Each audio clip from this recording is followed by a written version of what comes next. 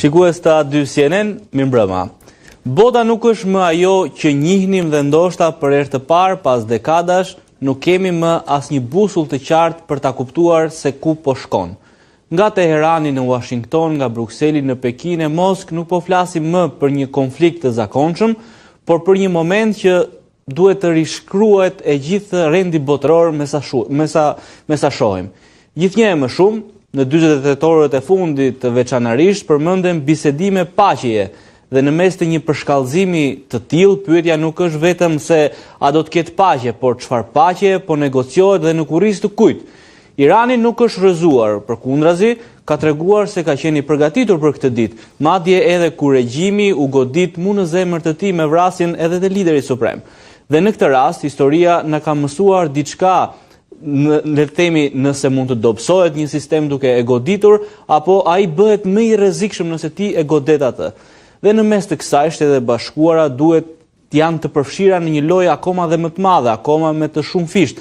Një luftë që fillon, por nuk dihet se si do të përfundojë, me kosto të mëdha financiarisht, politikisht, strategjikisht, dhe me aleanca që duket se po përçahen. Çdo raket e ka një çmim, sidomos edhe në Shqipërinë tonë, ku një dyfek i shkrehur diku në Iran ka rritje çmimesh. Por a është kjo një strategji e re me ashpër amerikane apo një gabim që mund të kthehet edhe kundër vetë Amerikës? Çfarë po ndodh me vetë Shtetet e Bashkuar dhe apo dobësohet Washingtoni vetë sa i takon edhe rrjetit të madh të aleancave që kanë ndërtuar prej dekadash e me sa duken paksa të lëkundurta? Apo largohet Europa nga hija e sigurisë amerikane, jo vetëm sepse do, po mbase sepse duhet? Kë ka gërryer më shumë lufta?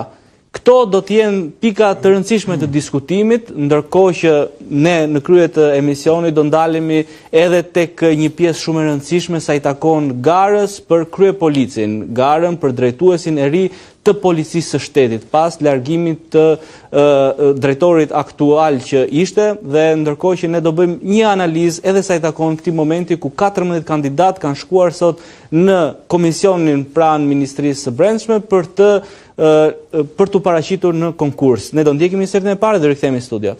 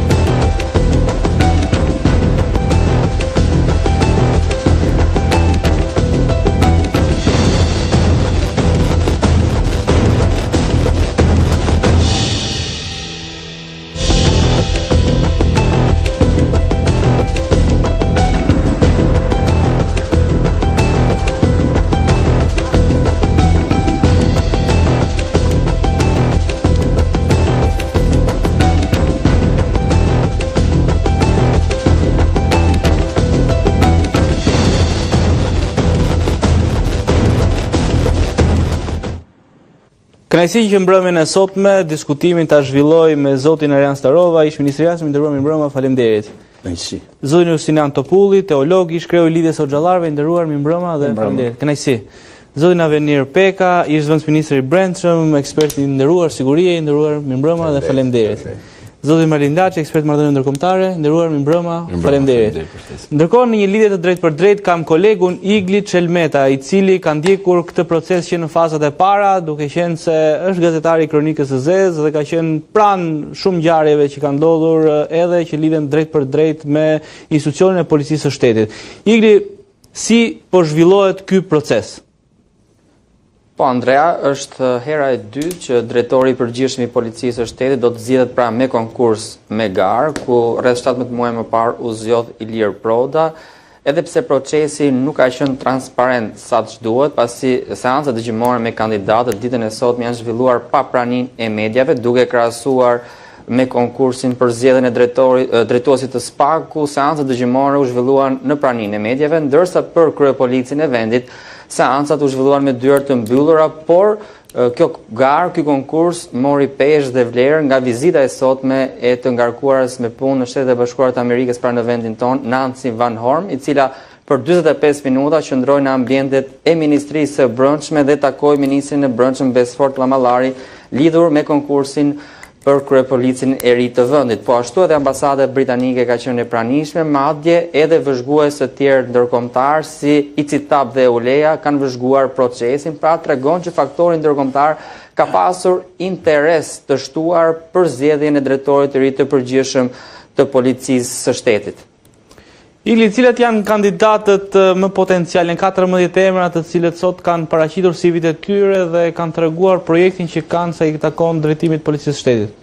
Për të qenë transparent me të gjithë kandidatët dhe i barabartë Andrea, do i përmend një nga një shkurt të gjithë kandidatët sipas rendit alfabetik, duke nisur nga i pari, i cili u paraqit për të dhënë pra platformën e tij para komisionit, Afrim Tafa, aktualisht drejtori i policisë së Durrësit me një karrierë 27 vjeçare në polici, më parë ka shërbyer si shef i Interpol dhe zëvendës drejtori i policisë së Beradit, shihet një kandidat potencial. Alfred Çepe vjen nga Akademia e Sigurisë, ka një karrierë të gjatë në policinë e shtetit, por me shkëputje kohët e fundit. Arjanit Arapi vjen nga drejtoria e përgjithshme nga sektori i kufirit, vite më parë ka mbajtur postin e drejtorit të policisë së Gjirokastrës dhe të operacionales, por dhe ky shkëputur nga posti drejtuese kohët e fundit. Elidon Çela, një kandidat potencial për të marrë drejtimin e policisë së shtetit dhe një ndër të preferuarit e mazhorancës, i cili është drejtori aktual i policisë së Vlorës me një karrierë të gjatë në polici rreth 27 vite, më parë ka mbajtur edhe postin e drejtorit të policisë, të zëvendës drejtorit të policisë së Gjirokastrës dhe drejtori i Agjencisë Mbikëqyrjes Policore në Tiranë, shihet si një figurë e pastër në radhët e policisë. Gentian Berberi, drejtori aktual i policisë së Shkodrës, i cili ka mbajtur edhe poste të tjera të rëndësishme më parë në disa qarqe të vendit, ka një karrierë të gjatë në polici. Gentian Sheja vjen nga Akademia e Sigurisë, por i shkëputur kohët e fundit nga postet drejtuese. Idait Faskaj po ashtu vjen nga drejtoria e përgjithshme.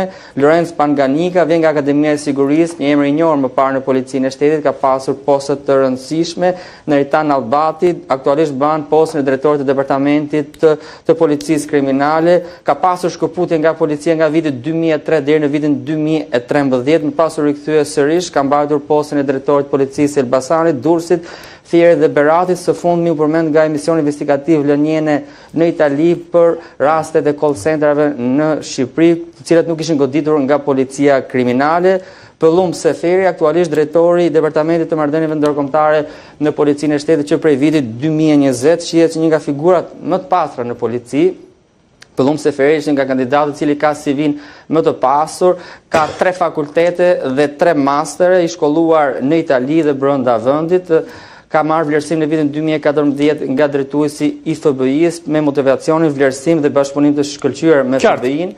Madje rreth një javë më parë pati edhe një vizitë zyrtare në Washington në samitin e FBI-s dhe në shtator ai do organizojë samitin e FBI-s në Tiranë. Zotëron 5 gjuhë të huaja, 3 të mbrojtura, pra është dhe anglisht folës dhe gjuhë të tjera të huaja, që për një kandidat për drejtor janë vlerështuar, madje edhe në konkurs, pra 10 pikë kandidati i ka vetëm nga zotërimi i gjuhëve të huaja, pra e nis garën me 10 pikë plus, dhe shihet si një nga kandidatët e preferuar nga ndërkombëtarët për shkak të figurës së tij të pastër dhe të papërfolur. Dhe ka thyer dhe mitin e ekstradimeve nga Dubai, ku vendi ynë ka kryer rreth 15 ekstradime, ndërsa vende mike si Italia dhe Turqia ende nuk kanë kryer ekstradime nga Emiratet e Bashkuara. Më pas kemi Rebani Jaubi, vjen nga Akademia e Sigurisë, një figurë e vjetër në policinë e shtetit, nuk shihet si një kandidat potencial. Samir Boshnjaku po ashtu ka punuar gjithkohës te kufiri, as ai nuk shihet si një kandidat potencial. Skënder Hitaj shihet si një kandidat potencial, aktualisht drejtori i policisë së Fierit, më parë ka mbajtur postin e drejtorit të policisë Durrësit, Dibrës dhe zëvendës drejtor në Shkodër, si një kandidat i mbështetur nga politika sa i përket rezultateve, nuk është se ka pasur rezultate të shumta gjatë karrierës së tij në polici. Dhe Tonin Voca i fundit, i cili ka qenë drejtori i policisë së Tiranës, i cili është në prag pensionit dhe nuk shihet si një kandidaturë për të ardhmen e policisë së shtetit. Ndërkohë, Igli sa i takon të dhënave që kanë ardhur nga prokuroria e posaçme lidhur me emrin e kandidatit ose kandidatëve potencial për të marrë drejtimin e policisë së shtetit, ke patur mundësi të mësosh akoma dhe më tepër? Po, Andrea, kam siguruar udhëzimin e Ministrisë së Brendshme, në mënyrën se do organizohet pra gara, dhe një ndër kriteret kryesore është që Ministria e Brendshme ka kryer pra verifikime të figurës së kandidatëve, duke kërkuar informacione në organet ligjzbatuese, duke përfshirë shërbimin informativ dhe SPAK, por edhe partnerët ndërkombëtar, pra i kërkuar informacion dhe SPAK-ut, dhe nga burime konfidenciale më bën me dije se disa kandidatë të cilët aplikojnë për postën e drejtorit të përgjithshëm të policisë së shtetit kanë rezultuar me probleme pra me pastërtinë e figurës së tyre dhe automatikisht pra nuk do zgjidhen në krye të policisë së vendit. Dhe përveç këtyre kandidatëve, pritet që pas zgjedhjes së drejtorit të ri të përgjithshëm të policisë së shtetit të kemi edhe një spastrim të ri në policinë e shtetit, ku do kemi një bashkëpunim të ngushtë midis Ministrisë së Brendshme, policisë së shtetit dhe SPAK për pastrimin e policisë së shtetit. Duke qenë se jemi ende në prag të zgjedhjes së emrit të ri të drejtorit të policisë së shtetit, ne praktikisht nuk do i themi edhe emrat të cilët ju i dispononi lidhur me, le të themi, vijat e kuqe që ka vendosur prokuroria e posaçme. Po, Andrea, në fakt për transparencë të procesit, pasi ende nuk ka përfunduar, sot ishte faza e fundit e intervistimit, brenda 48 orëve Ministria e Brendshme, pra komisioni ngritur nga Ministria e Brendshme do bëj pikëzimin e kandidatëve dhe 5 emrat më të vlerësuar i shkojnë Ministrit të Brendshëm, i cili më pas do i dërgoj kryeministrit Rama emrit më të vlerësuar dhe me vendim mbledhje qeverie do miratohet emri kryepolicit të ri të vendit dhe si pas informacioneve që kam, pra nga lista me 14 kandidatë, të paktën 4 prej tyre pra rezultojnë me probleme me pastërtinë e figurës. Igli, ndërkohë në karrierën tënde modeste si gazetari kronikës, kam përshtypjen 5 vite, sa drejtor policie ke ndëruar? Në karrierën time modeste prej 5 vite si gazetari kronikës së Zez, kemi ndëruar 4 drejtor policie dhe drejtori i ri që do zgjedhet është i 5-ti, pra ka një legjati shumë të shkurtër. Kjo, Andrea, ndodh për faktin sepse drejtori i përgjithshëm i policisë së shtetit nuk është zgjedhur asnjëherë nga CV-ja pra profesionale, por nga CV-ja e mbështetjes politike. Dhe shpresojmë që kësaj radhe pra të bëhet një konkurs i vërtet, një garë e vërtet, në një moment që vendi ynë është një moment të procesit të antarësimit në Bashkimin Evropian, ne si qytetar na intereson pra të kemi një drejtor policie, një figurë të pastur dhe të mbështetur nga faktori ndërkombëtar dhe të papërlyer, pra që nesër kryepolici i ri i vendit të mos dalë dosjet hetimore të prokurorisë së posaçme si shumë drejtues të tjerë të mëparshëm, të cilët mbështesin bandat kriminale. Igli, falenderoj për gjithë detajet që përcollen në Off the Record. Faleminderit juve. Zoti Peka, po marr një mendim tuaj sa i takon këtij procesi, duke qenë se ju vetë keni qenë të shkuarën pjesë e këtyre proceseve. Gazetari i kronikës tha që nga 14 kandidat, 4 prej tyre kanë ardhur SPAK-u i ka rrëzuar si kanë ardhur me vjet kuqe nga SPAK-u. 4 nga 14 është 28.6%. Dhe ta mendosh që në garën për drejtor të përgjithshëm të policisë së shtetit 4 kandidat, po marr 4, po marr më shumë. 4 më shumë. Po ta mendosh që në garën për drejtor të përgjithshëm të policisë së shtetit 4 nga 14 kandidat skualifikohen për lidhjet e tyre me krimin, imagjino se sa rënd që është situata. Jo vetëm se këta drejtues lartë janë aktualisht në policinë e shtetit dhe kanë funksione të larta, po këta marrin edhe guximin, edhe kandidojnë për drejtor të përgjithshëm. Po si duhet të zgjidhej atëherë sipas këndvështrimit tuaj, Zoti Peka? Në çdo polici të botës, po marrim edhe të rajonit, kriteri kryesor për të zgjedhur është kriteri profesional. CV-ja. Kriteri profesional, nuk është vetëm CV-ja. CV-ja është punët që ka pasur. Kurse kriteri profesional është më gjerë se sa punët që ka pasur. Unë pash emrat, një pjesë të madhe të tyre i di se kush janë. Një pjesë s'kam informacion. Një pjesë tyre i kam njohur personalisht. Kam punuar me ta. Keni një preferencë nga 14 Jo, nuk përmend emra se s'du të prish punë. Po përmend emra prish punë.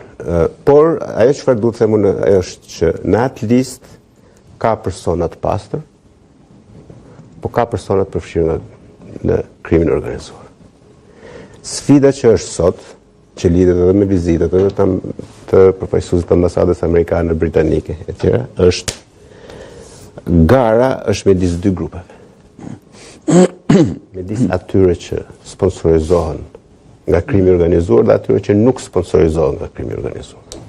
Prania e diplomatëve tuaj besoj, nuk besoj që lidhet me emra, por lidhet me konceptin, me parimin, që kandidati që do zgjidhet të jetë person i pa sponsorizuar nga krimi i organizuar.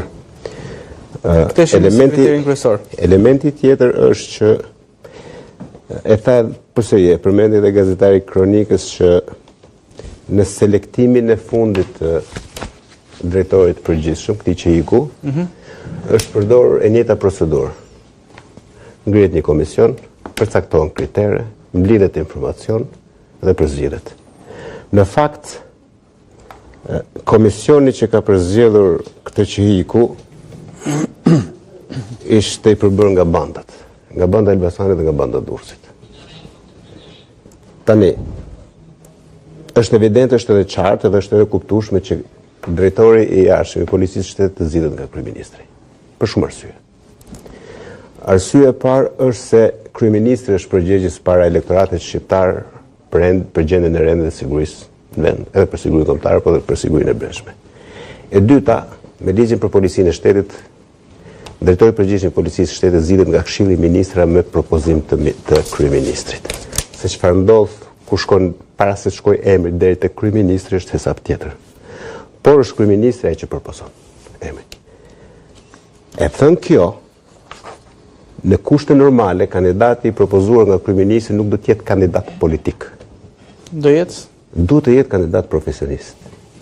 Tani, ne kemi parë me gjithë drejtuesit e policisë shtetit, me përjashtim të me Trumbullaku, që ishte më profesionist se sa tjerët, të gjithë kanë qenë jo vetëm sponsorizim politik, por kanë qenë kamikaz politik. Kamikaz në gjitha drejtimet. Kanë qenë të lidhur me krimin organizuar, dikush më shumë, dikush më pak, dikush e ka toleruar, dikush ka bërë parat, dikush nuk ka realizuar shpalljen e tyre në kërkim apo kapjen e tyre. Dhe jemi në një situatë kur pavarësisht ky që hiku, që ishte sponsorizimi i krimit organizuar dhe arsyeja se iku nuk ishte Vila Enver Hoxhës, po ishte arsyeja se atij do i vjen prangat edhe Rama nuk do të që t'i vjeshin prangat në zyrë. Flisni për drejtorin e policisë? Po. Do të vjen prangat nga çfarë informacione keni këtë? Por pyesni Gusagasin. Por në kohën që ai ishte drejtori i përgjithshëm i policisë, Gusagasi është person kërkim, nuk është arrestuar. Është urdhër arresti nga Spaku dhe është njoftuar përpara dhe ka ikë. Nuk është vetëm Gusagasi. Është edhe banda e Durrësit.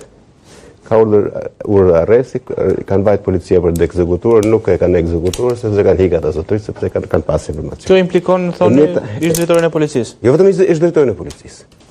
Sepse nuk bën arrestimin drejtori i policisë. Po të gjithë zinxhiri që ka qenë përgjegjës për arrestimin e tyre.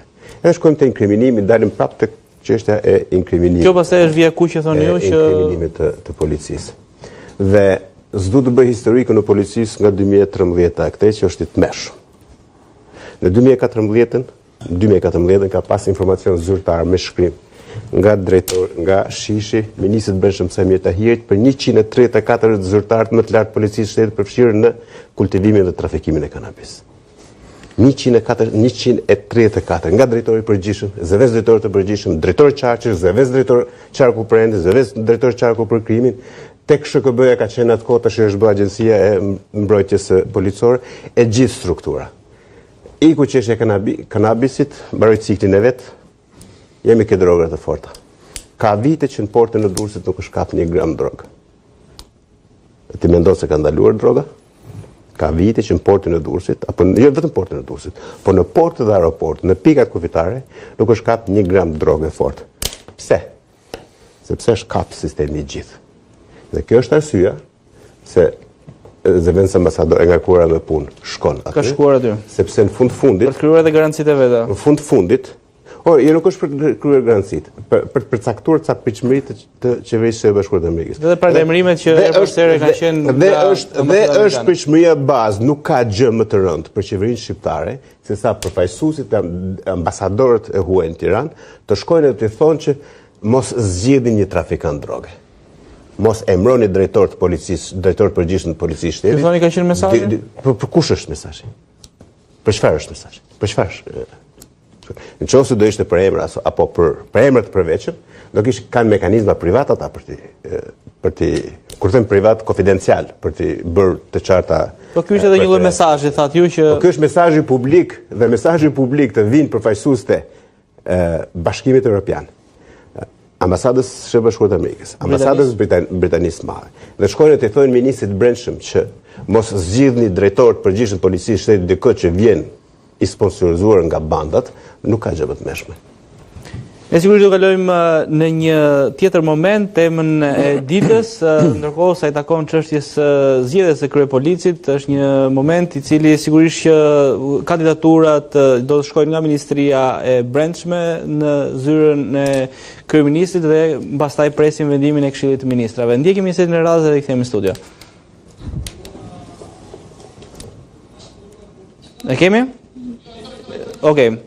Ndërkohë, sa i takon çështjes së Iranit, ju lutem edhe një herë, në momentin që do jetë gati inserti, më bëni me dije për ta vendosur. Marlind, kemi një tjetër, le të themi, panoramim të situatës në Iran. Kërkohen bisedime, 48 orët e fundit kanë qenë, le të themi, intensive, qoftë edhe nga Shtetet e Bashkuara, qoftë edhe nga vende të tjera, gjithmonë edhe më shumë presion. Çfarë po ndodh?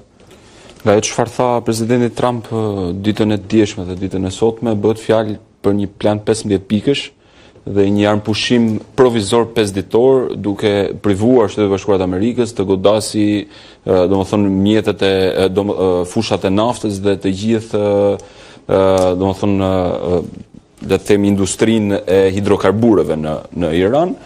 Nga ana tjetër kemi patur kundërpërgjigje nga ministri i jashtëm iranian Abbas Araghchi, i cili ka shprehur që neve nuk kemi kërkuar bisedime dhe nuk jemi të gatshëm të pranojmë asnjë kusht dhe nuk duam përfundimin e luftës. Duket qartë se Shtetet e Bashkuara të Amerikës duken sikur kanë ngesur aty pasi zërat brenda qoftë edhe magës, por qoftë edhe zërave të tjerë publik si Tucker Carlson apo edhe dorëheqja e Joseph Kent, ish drejtuesi i institucionit të antiterrorit të Shtetit Bashkuar të Amerikës, e kanë vlerësuar ndërhyrjen e Amerikës gjithmonë në favor të Izraelit dhe pas një plan se si do zhvillohet kjo luftë. Pasi ditën e parë vërtet u vra Ayatollah Khamenei, po më pas duket sikur regjimi nuk psoi fraktura dhe është e qartë që regjimi atje nuk ka psuar ende frakturë, sa për të thënë që një opozitë e brendshme apo qoftë edhe një opozitë e jashtme mund të shkojnë në Teheran dhe të marrë fatet e kombit në Kurriz. Nga ana tjetër kemi patur goditje bindse për hir të vërtetës, qoftë nga Izraeli drejt Teheranit, por qoftë edhe nga Teherani drejt Tel Avivit, që kanë sjellë edhe viktima, kanë sjellë fatalitete në civil. Kjo do të thotë se i gjithë ai programi bërthamor, programi raketor hipersonik i palës iraniane nuk është shkatruar, ashtu siç shprehet presidenti Trump, por vjen akoma të shkaktojë dëm qoftë në Tel Aviv, po qoftë në Haifa.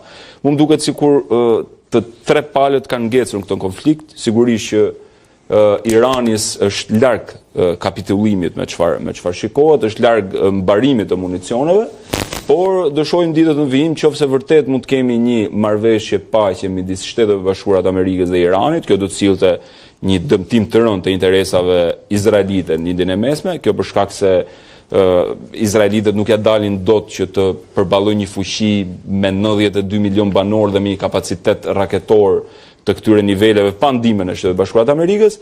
Në qoftë se ndodh kjo marrëveshje, atëherë kjo nuk do të thotë se lufta midis Izraelit dhe Iranit do përfundojë, kjo edhe për shkak të asaj që ka shprehu edhe presidenti Pezeshkian, i cili u shpreh se neve kërkojmë garanci amerikane për mos sulmimin e Teheranit zyrtar, mos lejimin e vrasjes domethënë burokratëve të lartë të qoftë gardës revolucionare, por edhe të këshillit të 10-ve, cili merret me zgjedhjen e ajatollave, nga ana tjetër kërkon edhe dëmshpërblim të luftës. Pra, për çdo dëm që është kryer në Iran, të ketë një dëmshpërblim nga pala amerikano-izraelite.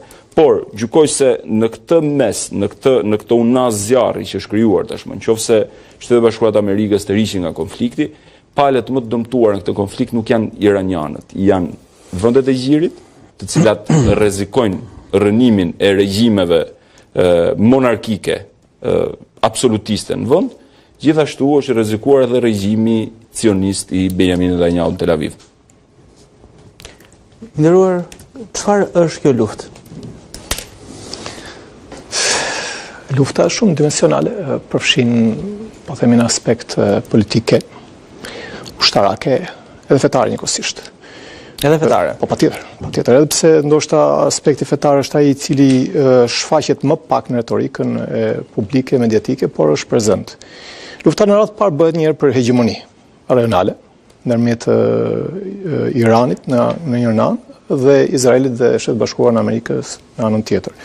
Gjithashtu bëhet edhe për të vënë kontroll në një farë mënyrë, edhe pse s'duket, gjirin e Hormuzit, për shkak se 40% të naftës apo furnizimin e naftë që merr Kina merr nga gjiri i Hormuzit, kështu që duke qenë se Kina ka një luftë tregtare me Shtetet Bashkuara të Amerikës dhe Shtetet Bashkuara të Amerikës në një mënyrë ose një tjetër kërkojnë stopimin e këtij revanshit kinez.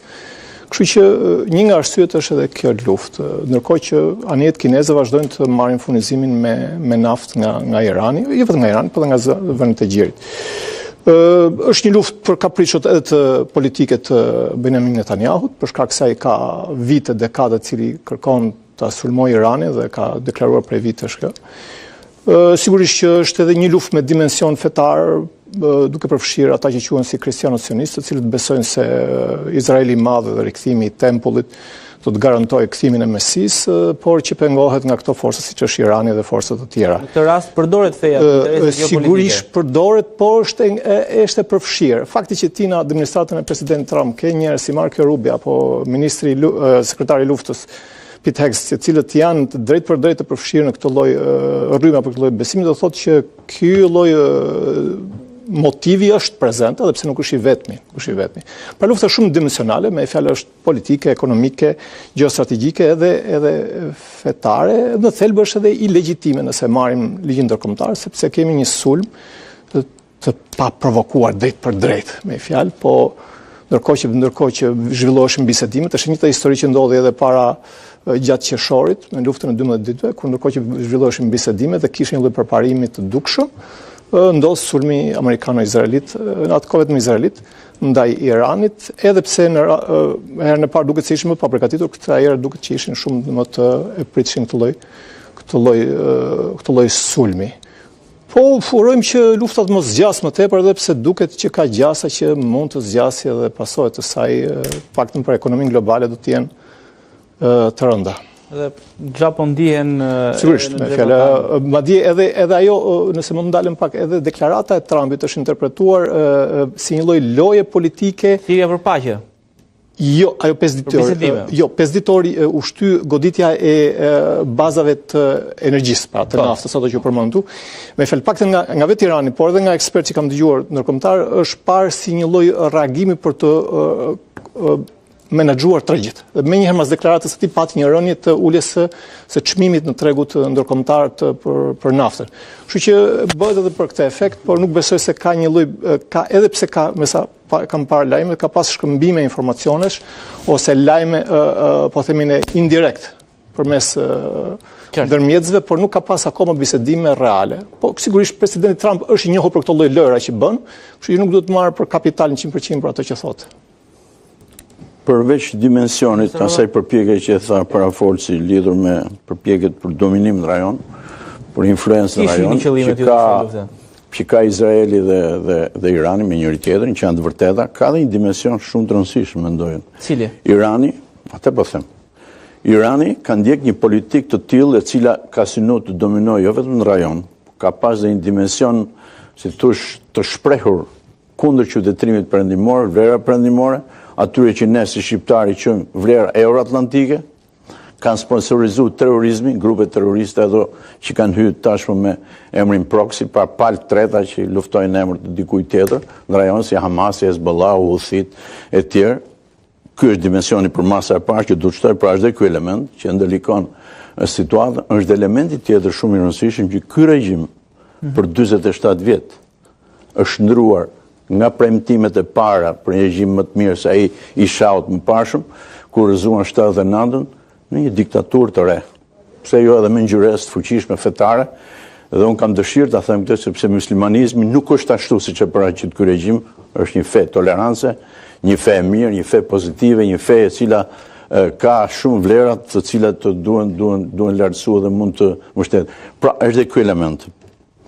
Edhe kjo e ndërlikon situatën, sigurisht, tani të vim tek çështja që diskutohet këto ditë.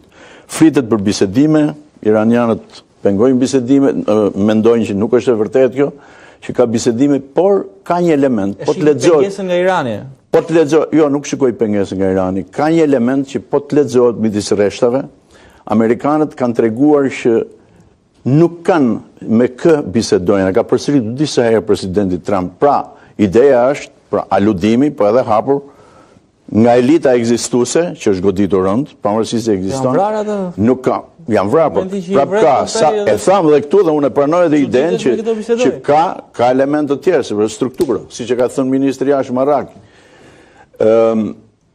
Ndërsa për bisedimet është kjo kundërshtim pikpamje sepse ndoshta ka një grup i cili se si do të largohet, madje ky është problem nga Pakistani, ndoshta të defektuar, të larguar nga ky regjim që ka një lloj autoriteti, një lloj përkraje, mbështetje për të kaluar në Pakistan dhe për të bërë pjesë e bisedimeve. Kjo mbetet për të parë, por shumë interesante dhe prandaj desha që ta fusim në diskutim. Pra, prandaj ata thonë skemi ne ofertë për diskutime dhe për negociata. Ndërkohë amerikanët me mënyrat, kanalet e tyre diplomatike, dukshme të padukshme, po përgatisin ndoshta një takim me një përfaqësues, grup tjetër përfaqësues. Mbetet shumë interesante të shikojmë çfarë do ndodhi në ditët që do vijnë.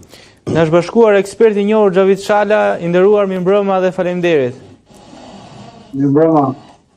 I nderuar, çfarë priten nga këto bisedime që le të themi po iniciohen, por ende nuk kanë as rezultate, po edhe lajme të reja? Po, ashtu si që përmend pak në studio, po këto bisedime duhet parë dhe koncepti i bisedimeve, se njëra palë thot ka bisedime, njëra palë thot nuk ka bisedime. Faktikisht, me saktë do të ishte që ka komunikime nëpërmjet kanaleve të fshehta më saktë. Pra ka komunikime, po bisedime, nëse bëjmë bisedime kur ulen në tavolinë, nuk ka bisedime të kësaj natyre.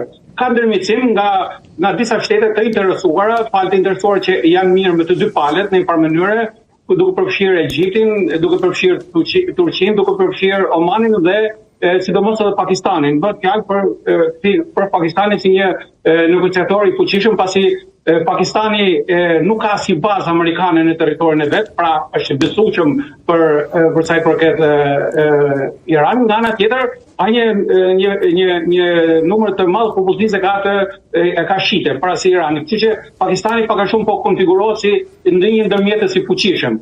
Nëse do ta marrim në analizë se çfarë doli nga kjo shtyrje 5 ditore këtyre bisedimeve, them që të dyja palët kanë levërdi nga kjo shtyrje e para.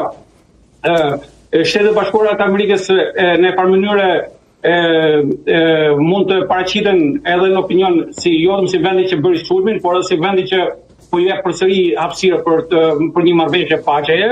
Pra, nga ana tjetër mund të shërbejë si kohë për grumbullimin e forcave, bëhet fjalë për grumbullim forcave elitare në zonën e Gjirit Persik për operacione të tjera. Gjithashtu edhe për të zgjidhur problemet e tjera brenda vendit. Ndërkohë që edhe për Iranin kjo është një premisë mirë, pasi u shtyhet për disa ditë, domethënë goditja e infrastrukturës për energjinë elektrike. Këtu bëhet fjalë sidomos për infrastrukturën për energjinë elektrike. Gjithashtu Iranit kjo i shërben edhe për ripozicionimin e terren të forcave për një përgatitje më të gjatë, por 5 ditë janë ato 5 ditë do të përfundojnë. ato 5 ditë do përfundojnë dhe do të shohim se çfarë rrugë do të marrë, domethënë. Edhe mund të jenë variante të ndryshme, por e vërteta është që palët deri tashmë nuk janë ulur në tavolinë të bisedimeve edhe me ndërmjetës, siç ishte formati para fillimit të konfliktit. Pra nuk ka një ulje në tavolinë. Do të shohim tashmë se si do vazhdojnë. Për sa i përket arsyeve pse u arrit këtu, tash unë përveç atyre që u përmend në studio do të theksoja që rendi botror mori një çark madh edhe këtë herë, pas atyre që goditjeve që paguan Rusia duke filluar që nga lufta në Gjeorgji, pra në 2008, nga pushtimi i Krimes në 2014 dhe pushtim edhe sulmi i paprovokuar ndaj Ukrainës në 2022. Kjo pasaj nga ana tjetër ardha e presidentit Trump me idenë që Amerika është para, ajo përpoq që në kushtet pra të vendosej të kishte një kontroll të plot amerikan sipas doktrinës Monroe. Këto janë cituar nga shumë analistë kudo në botë, domethënë për vendosjen e kontrollit të plot në pjesën perëndimore pra të globit. Nga ana tjetër, në strategjinë e sigurisë kombëtare të Shtetit Bashkuar të Amerikës, Irani është cilësuar si një kërcënim rajonal, pra jo si kërcënim global. Kjo është në raport me Shtetet Bashkuar të Amerikës. Ndoshta në raport me Izraelin, Irani është kërcënim ekzistencial. Pra lidhet me ekzistencën e Izraelit dhe Izraeli është në të drejtën e tij të kërkonte njohje, siç e njohin disa shtete tjera arabe, ta kërkonte njohjen. Por këto probleme tashmë shkuan në zgjidhje deri në këto nivele, pra pasi Irani nuk e ka pranuar asnjëherë ekzistencën e Izraelit dhe në strategjinë e tij ka qenë zhdukja e shtetit të Izraelit. Pra ndryshe janë raportet e Shtetit Bashkuar të Amerikës me Iranin dhe ndryshe janë raportet e Izraelit me Iranin. Por duket ky koalicion, pra kemi një luftë ku ka dy koalicione. Një koalicion është Izrael plus Shtetet Bashkuar të Amerikës, kurse një koalicion tjetër është Iran plus 3-4 aktorë të tjerë jo shtetëror, siç janë Hezbollah dhe milicitë shite në disa vende. Qartë.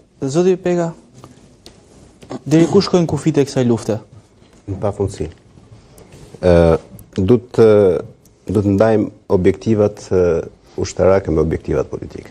Objektivat ushtarake të Shtetit Bashkuar të Amerikës dhe të Izraelit janë të njëjta, të cilat konsistojnë në 3 pika. Shkatrimi në armëve bërthamore ose mundësisë për të ndërtuar armë bërthamore nga ana e Iranit përgjithmonë. E dytë është shkatrimi i raketave, sidomos atyre balistike, për të mos bërë kërcënim për gjithë linjën e mesme, sidomos me Izraelin.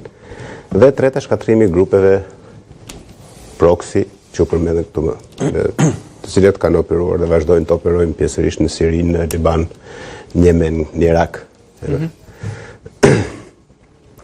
Objektivat politike janë të ndryshme.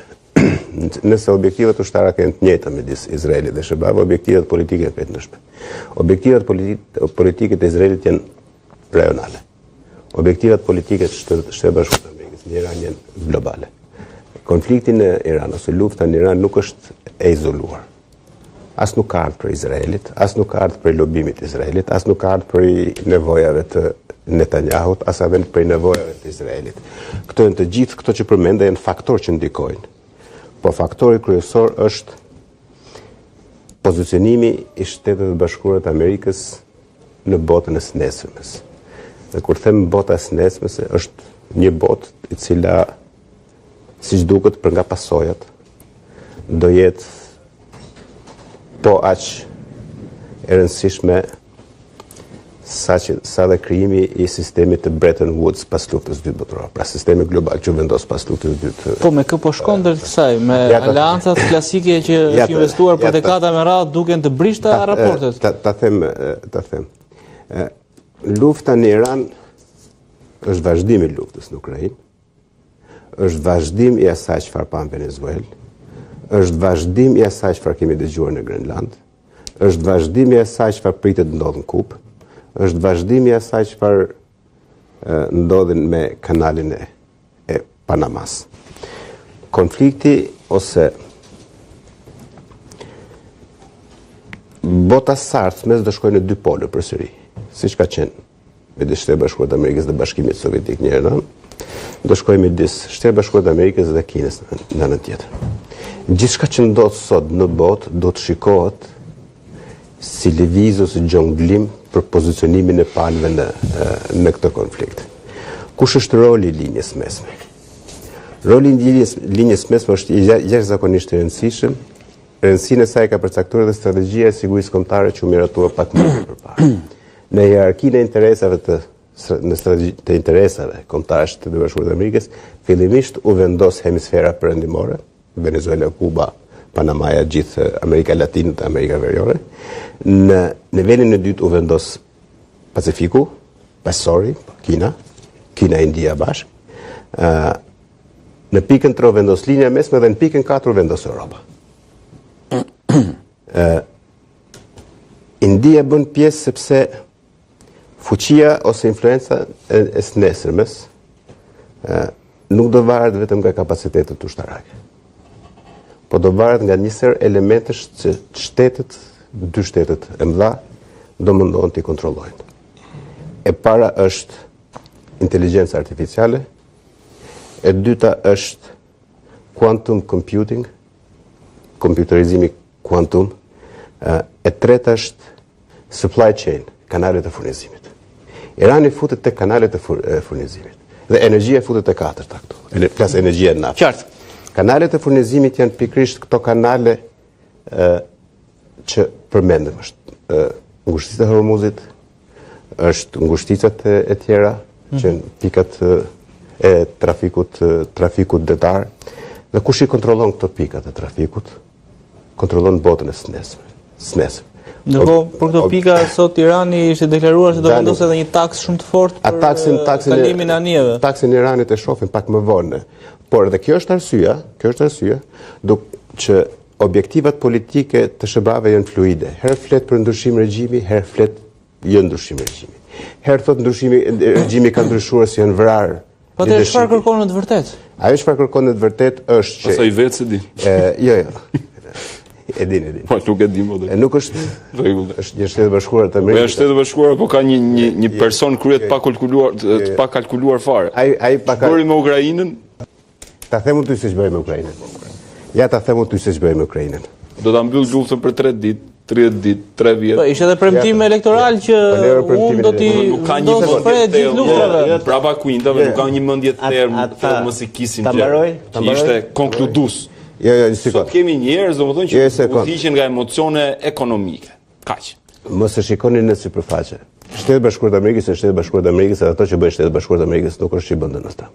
Donald Trump është presidenti dhe presidenti është përfaqësuesi i konsensusit të përgjithshëm. Po konsensusi i përgjithshëm na thon 64% e popullit. 24 popull. Edhe ne jemi kundër luftës në Iran, por ne nuk i dimë arsye pse po bëhet. Dalim me që përmende Ukrainën me Rusinë. Vërtet zgjati lufta Ukrainës me Rusinë. Po çfarë ndodhi ndërkohë? Ndërkohë që Rusia mbahet e lidhur në Ukrainë, ja mori Sirinë. Është apo jo? Është kështu apo jo? Ndërkohë që Rusia mbahet e lidhur në Ukrainë, ja mori Venezuelën. Po.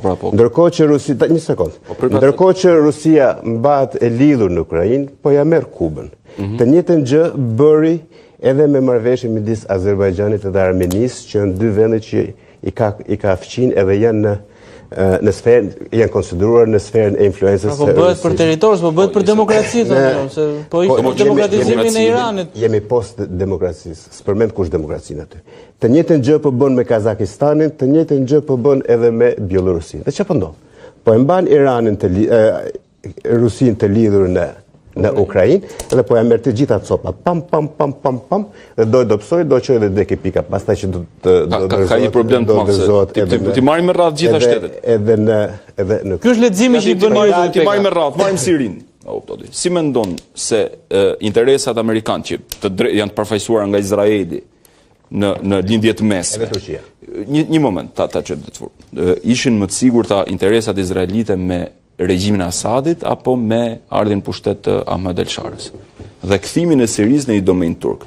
A mendon se izraelitët për tezat e tyre ekspansioniste nga lumi Nil deri në lumin Ofrat, do ishin më të sigurt qofse Asad, po e shpreh më ministri i jashtëm, nuk e shpreh unë.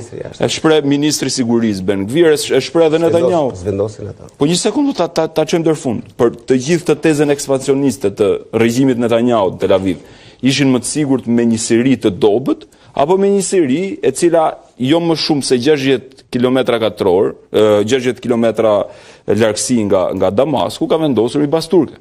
Pra, në këtë thelb, edhe vetë rënia e regjimit të Asadit në Siri nuk ishte një fitore për amerikanët. Ishte një fitore për Republikën e Turqisë. Dhe për këtë jam i bindur dhe koha do ta tregoj. Koha do të tregoj se si Turqia rrëzoi Asadin, sigurisht edhe me një farë amerikan, dhe se si arriti të afrohet tek lartësitë e Golan.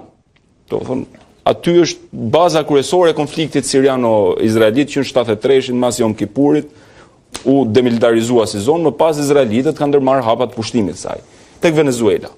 Tani, po të krahasosh regjimin e Maduros me regjimin e ajatollave është gabim jo vetëm teknik, edhe politik edhe psikologjik. Sepse kemi të bëjmë me në Teheran kemi të bëjmë me një regjim i cili është shumë ideologjizuar. Pra është irelevante për është një regjim tepër ideologjizuar, sigurisht. Janë krejt dakord me argumentet, janë irelevante. Po, dakord. Nga pala tjetër, nga ana tjetër kemi takimin e Trump me Zelenskij. U shpreh që, domethënë, neve nuk e ndihmojmë Ukrainën, ndërkohë që Putini shkoi me tapet kuq në Alaskë. Edhe vazhdoi akoma luftën. Dhe vazhdon të ndihmojë akoma Ukrainën. Unë gjykoj se në qoftë se ky president vazhdon edhe më tej me këtë ritëm, gafa gjykoj, dhe me perceptimin e popujve si korporata ekonomike, atëherë do kemi një botë të radikalizuar, Do jemi shumë drejtë zotë Starova për të folur ne për gafat e Trumpit. Po jo, po çfarë lidhje ka vogël se ne bëjmë analizë, ne po shpjegojmë. Tani është kriju një mit tani Trump tani. Ne po gjykojmë, po analizojmë tani, është shumë ç'lidhje ka vogëlsia me analizën. Marlin ka diçka, vetëm diçka, s'duhet ndërpres. Po më ndërpreve. Po të lutem, po vazhdo tani, po ndërpreve vetëm diçka. Trumpi nuk është vetë. Diskutimi është refleksion. Po është i rrethuar zoti Starova, është i rrethuar, po është i rrethuar nga ekstremistë fetar si Pete Hegseth. E dëgjove ti si u shpreh për Pete Hegseth, tha zoti Hegseth tha. Kjo luftë nisi me pëlqimin tënd tha. I shikon rezultatet, ishte një mesazh që shiko se ku na solle. Sepse humbjet janë kolosale për vërtetës, humbjet ekonomike. Qëndrimi jon popullor patjetër që është pro-amerikan dhe nuk ndryshon. Por thjesht sa të vërtetat duan të thonë. Si quhet ishulli që do të çojë maricat? Karg. Sot kam parë një intervistë të Trumpit në 1986 ku thoshte Kur bota të luftën nuseve. Ka pas emision atko. Të lutem. Jo ka pas emision atko. Mos e çojmë tek lufta. Shiko, ne bëjmë meme sa dush. Nëse do jemi të serioz. Se po flasim për luftë tani. Po flasim për presidentin e Shtetit Bashkuar. Po mirë mos si president patjetër. Një sekond, mund ta urresh, mund ta duash. Jo, më nuk e urrej fare, nuk bi dakord unë, nuk bi dakord. Por një gjë, nuk mund të mos ta respektosh. Dikë që ka fituar 2 mandate si president, duke ditë se çfarë betejë është bërë edhe kundër gjithë botës. Të paktën këtë pjesën e patjetër. Unë ta thash kryet radhësh si pro-amerikan neve nuk mund ndryshojmë si popull. Donald Trump, po kushdo president i Shtetit Bashkuar të Amerikës është përfaqësues i konsensusit ndërinstitucional. A ka këndvështrime dhe pikpamje të ndryshme dhe interesa të ndryshme në institucionet të Shtetit Bashkuar të Amerikës? Sigurisht që po. A ka grupe interesi të fuqishme?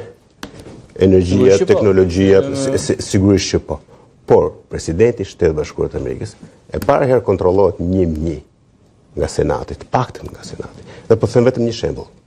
U nis Trump të vinte në Europë në summit kur po fliste për Grenlandën, që thoshte do ndërhyj ushtarakisht, para se të vinte në Europë, pak orë para se të nisej në Europë, 3 drejtuesit më të lartë të partisë tij, të republikanëve, në Senat i vajtën zyrë dhe i thanë: nëse ty të shkon mendja të godasësh Grenland, të futesh ushtarakisht në Grenland, ti pa u kthy nga Europa do shkarkohesh.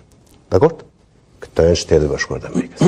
Ti mund ta marrësh retorikën e Trumpit në mënyrën se si flet. Mënyrën se si flet. A është antidemokratike, thuhet kërcënohet një shtet sovran si Grenlanda? Mënyrën se si bën, Ajo çfarë sot po ndodh është që Shtetet Bashkuara të Amerikës po negociojnë me Grenlandën për 3 baza të reja ushtarake. Kaq. Edhe Jo, gjithsesi, ai ka hije shtetit më demokratik në botë, jetë krye një president që kërcënon Kanadan, kërcënon Grenlandën. Stili i Trumpit është stili i Trumpit që pjesa më e madhe qoftë për Trumpin, qoftë për pjesa më e madhe e urrejt. Ka lidhje kjo. Por ajo që po them unë është që spektaklet e presidentit Trump, tipi i presidentit Trump, ky ka qenë gjithmonë, gjithë jetën, nuk është se doli sot. Dhe objektivat e Shtetit Bashkuar të Amerikës janë e njëjta gjë. Se si është palos ky, pastaj pjesën e deklaratave kundërthënëse, pjesën e lëvdimit njërit sharjes tjetrit, tallës tjetrit, pastaj të lëvdimit tjetrit, është tipi Trump. Por ka i gjë. Nëse ka administratë amerikane. Ai stil që mbështet paparashikueshmërinë e tij dhe përkundërshtarin. Po vjen domethënë nga kjo formë gjë me stilin e Ramës. Por në qoftë se, o venir. Jo. Domethënë po flet me dy standarde tani. Mos e ngri kaq shumë Ramën apo. Jo, nga stili po them. Nga batutat, nga ndryshimi mendimit shpejt. Jo, te ky proces ngjan tani. Rama nuk i ndryshon mendimet shpejt. Rama ka tjetër gjë, të pjesën tjetër mendim. Rama ngul gosh dhe sot pas 6 vjet vazhdo të ngul. Këtu do dalim prapë me idenë e shtetit Bektashi. Duket sikur ka harru. Sa duket sikur fuqizohet, nëse do fuqizohet pak ndonjëherë, do dalim prapë me idenë. Nuk heq Rama dorë nga ato. Por mos ta krahasojmë. Jo, si karakter po flas më. Se i ka pa krahasimet e rënda. Film krahasimi. Shkon diku tjetër. Por më kujtoj një Barsalet. Vi lutem. Okej, se po të kultua Barsaleta në luftë të kultua Barsaleta. Po përmendje por Rama është Barsalet. Rama është Barsalet. Është pak si kështu dhe po e lë. Po flasin natyrë, jo. Por nëse ka konsistencë në qëndrimet e qeverisë së Shtetit Bashkuar të Amerikës, është kjo. Dhe është vendimarrës. Po a duhet jemi edhe zoti Laçi të jesh i sigurt që ata kanë një pikë A që kanë filluar dhe kanë një pikë Z ku duhet shkojnë. Po a duhet jemi kaq së mbyllur as pas çdo vendimi që merr Donald Trump dhe të themi që ai është një vendim i drejtë? Vetëm se i ka thënë Donald Trump fituesi 2 mandateve presidenciale. Ne ka thënë Shtetet Bashkuara të Amerikës më janë Po mirë, po çështja është Donald Trump ka Twitter. Do themi që Donald Trump ka Twitter, mos e. Po aty lajmëron ai do godasim Iranin, thotë sa qet. Ai ka këtë pjesë. Ato fonde me cilet godet Iranin ja jep Senati. Po së mbyllur rrezi duhet ishim për Palestinën, së mbyllur rrezi për Venezuelën. E para një herë duhet jemi qartë. Ka sa gjëra që mbase nuk rrin. E para herë duhet jemi qartë një gjë, që ne si Shqipëri, si që së mbyllur, si që si hap, si që dakord, si që kundër, jemi askushi për dakord, por këtë bim dakord. Bim dakord te kjo pjesë. E dyta, në pozicionin ku jemi, një vend i vogël, me interesat tona kombëtare, strategjike, të lidhur me interesat e Shtetit Bashkuar të Amerikës, nuk na takon ne të zgjidhim çështjet globale. Patjetër. Sepse do të jemi aty. Edhe në analizë bëjmë se nuk pretendojmë se do i zgjidhim me fortit. Tjetra, nëse flasim ne për drejtat e njerëzit, nëse flasim ne për drejtën ndërkombëtare, fatkeqësisht bota që me pushtimin e Ukrainës, bota është post të drejtës ndërkombëtare. Ka humb konceptin e drejtave ndërkombëtare. Domethënë jo me okupimin izraelit ndaj bregut perëndimor, nuk ka përfunduar aty, ka përfunduar te Rusia. Ajo është pushtimi i Ukrainës. Tani dalim të pushtim këtej, domethënë vrasës fëmijësh nga pala ruse, pra Vladimir Putin, vrasës fëmijësh edhe nga pala izraelite, Benjamin Netanyahu. Kush ndryshimi? Domethënë se duhet kemi një standard. E para herë lufta në Ukrainë ka filluar përpara luftës aty. Nuk ka sens. Apo një sërt çemas dhe një sërt çështjesh ndërkohë që na humbet edhe fokusi. Neve si analizë duhet kemi kriterin e një standardizimit, se po kaluam te dy standardizimi e paprovokuar nisi Rusia. Po. Kurse në Izrael Palestinë, jo pra në Izrael dhe Palestinë, Andrea, janë tema aq shumë. Po. Se nuk i sistemojnë. Ndërlidhura me njëri tjetrin. 28 kush e nisi? Po 1117 kush e nisi? Ne s'do bëjmë histori. Po jo pra se ka gjithmonë shkak pasojë. Po Krishtin kush e vrau? Tash Arian, çështja është se domethënë diplomacia është shprehje e koncentruar me historisë. Nuk mund të bësh dot diplomaci pa njohur historinë. Mirë, pra, dakord. Ashtu sikur është edhe politika e shprehje koncentruar me ekonomisë. Ne do kthehemi në 47-ën, atëherë shtrohet çështja. A duhet të ishte shtati jo para 2000 vjetësh? Duhet kishte. Unë them që duhet kishte. Se është shtet artificial, i krijuar si një shtet kolonial perëndimor. Që vini vërdalla për po. Jo, ke gabim. I gabim. U shpikën këto? Edhe Palestina sepse kanë qenë burra shumë të mëshëm edhe shumë fish, më shumë se ne që mendosur. Kjo është një debat historik kemi artur për Iranin, por nëse do të kthejmë u ktheve nëse duhet të ishte. Tani kur hymë në histori, më thotë dalim nga historia. Mund se nuk do të ishte ai shtet, sepse pjesa dërmuese e atyre njerëzve që kanë ardhur atje janë banor dhe janë qytetar të vendeve të tjera që kanë jetuar me qindra vjet dhe me mijëra vjet dhe kanë humbur komplet edhe genin.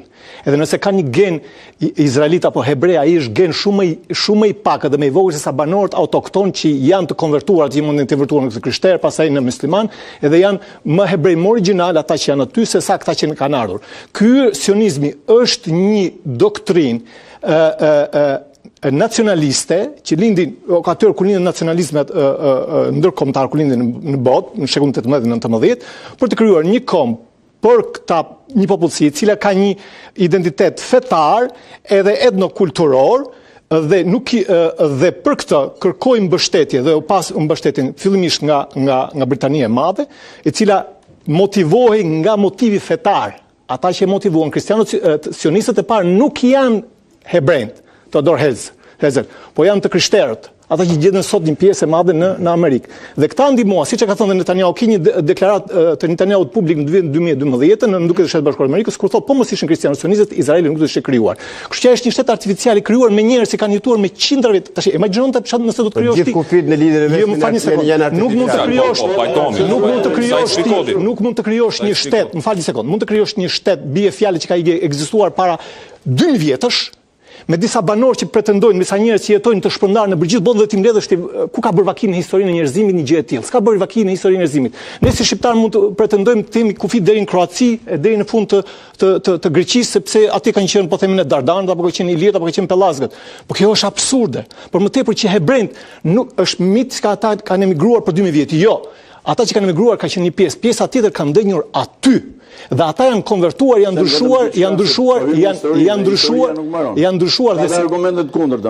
ndryshuar dhe sipas studimeve vetë genetike, të studiuesve izraelit, palestinezët që janë aty janë më hebrej se sa hebrejt e ardhur nga ashkenazët. Kështu që krijimi i tyre është bërë për interesa fetare dhe për interesa gjeopolitike dhe Izraeli nuk në thelb është vazhdimi i kolonializmit perëndimor. Ai është një shtet kolonial i vendosur aty për interesa gjeopolitike, fetare, ekonomike, strategjike, hegemonike dhe të gjitha. 17 është fillimi, por është më i hershëm se aq. Ja do të dëgjojmë edhe Starova. Nuk është çështje genetike kjo çështje. Izraeli mbahet në histori dhe në shumë analiza që bën, paktën që kam lexuar, nuk ka të drejtë ndërkombëtar për ekzistencën e shtetit. Se nuk jo të gjithë kanë shtet. Po le ta ketë. Se ka përzierje. Po le ta ketë. Kjo nuk të jep të drejtën pas shtet. Nuk të jep të drejtën për të pasur shtet. Atëherë automatikisht vazhdojmë logjikën tuaj, Irani është drejtë vetë ta zhduk Izraelin. Jo, një sekondë, jo. Ekzistenca e shtetit nuk lidhet me ekzistencën e njerëzve. Kemi miliona kurdë që kanë një shtet. Ke kurdë në Iran, ke kurdë në Siri, ke kurdë në Turqi, që janë shumë tepër se Izraeli dhe nuk kanë shtet. Për të krijuar atë shtet, Izraeli drejta njerëzore është për të jetuar i lirë, për të pasur lirinë e besimit, lirinë e shprehjes, lirinë e kultit, por nuk e pasur liri për të pasur shtet. Ku ekziston kjo liri për të pasur shtet? Edhe diçka tjetër, se ata nuk kishin një territor, dhe u la vetëvendosja. U mlodh artificial. Shtet artificial u mlodhën aty. Po si ja bën muslimanët Holokaustin, ja bën kultura e gjermanët që ja bën ata të jepshin territor. Përveç Holokaustit, a kam mësuar. Po, kam mësuar. Po, patjetër. Dhe ata që kanë vënë nga qenë të krishterët, qoftë rusët, qoftë perëndimet, gjermanë. Ata që ja bën ata ja tepshin shtetin. Ne bëjmë histori sa dush. Por që t'i bim shkurt. Izraeli është krijuar si artificialistë. Historian, shkencëtar, ekspert, politikan, çfarë kwestione di politika funksionon me analizë. Po. Ta lëm historinë, shkojmë tek legaliteti. Nuk i gjejmë fundin, legalitetit i gjejmë fundin. Izraeli është krijuar me rezolut Kombeve të Bashkuara njihet sipas drejtës ndërkombëtare. Me forcën e fuqive të mëdha. Është gjithmonë edhe ne jemi me kufi. Patjetër, dakor. Me forcën e fuqive të mëdha. Mos ishte fuqi të mëdha, ne s'do kishim as Kosovë. Patjetër, fuqi zotit që jemi. Se kështu është e bon. Janë ato fuqi të mëdha që kanë kriju Izraelin. Patjetër. Janë ato fuqi të mëdha që kanë kriju edhe shtetet e tjera. Patjetër. Gjithë Azia Qendrore, Ballkani dhe Lindja e Mesme janë produkt i shpërbërjes të Perëndimit Osman. Është kështu? Ashtu është. Kufit në Lindjen e Mesme janë kufi që janë vendosur me një shkop nga një britanik, sa spikohet, nga një britanik edhe një francez, të dy pjanec, me shkopin vendosën në rër, kjo është jote, kjo është. Është kështu. Kështu është. Dakord? Kështu që po të merresh edhe të shkosh në origjinën e krimit të shteteve, me që hap debati më them, unë për ligja atë që thash, më pyet se nuk duhet të ekzistojë dhe thash se nuk duhet të ekzistojë, kaq. Po mirë, kjo është një arsye historike që justifikon nuk duhet të ekzistojë agresivitetin e Iranit, nuk do të ekzistojë në legalitet. Unë po të them që sot është realitet më nuk. Po, dhe unë po të them që historikisht është një debat që kur nuk e gjen fundin. Po pra. Me që u hap. Historikisht është hapur që kur nuk e gjen fundin. E para, e dyta, gjitha vendet janë duke shku duke një pjesë e kanë njohur, vendet tjera duke shku duke njoftë Izrael. S'kam për ta njohur. Edhe po se njoftën ai do ekzistojë. Po patjetër. Çështja është që nëse flasim për histori nuk ka konsensus. Nëse flasim për legalitet ka konsensus se nuk i lëviz dot legalitetet. Është një shtret i krijuar sipas drejtës ndërkombëtare. Kush janë kufit e Izraelit? Kufit politik të Izraelit. Ase nuk e përcaktojnë kushtëligjë. Rezoluta e Kombeve të Bashkuara, ajo që kanë rënë dakord edhe shtetet arabe. Një pjesë e shtetet arabe të paktën, ato që e kanë dakord. Edhe autoritetet palestinese është kufit e 67-s, para luftës 67-s. Ndërkohë që Izraeli dhe sot e kësaj dite me kushtetut, se nuk ka kushtetut faktikisht, nuk ka kushtetut. Nuk ka kufit të definuar.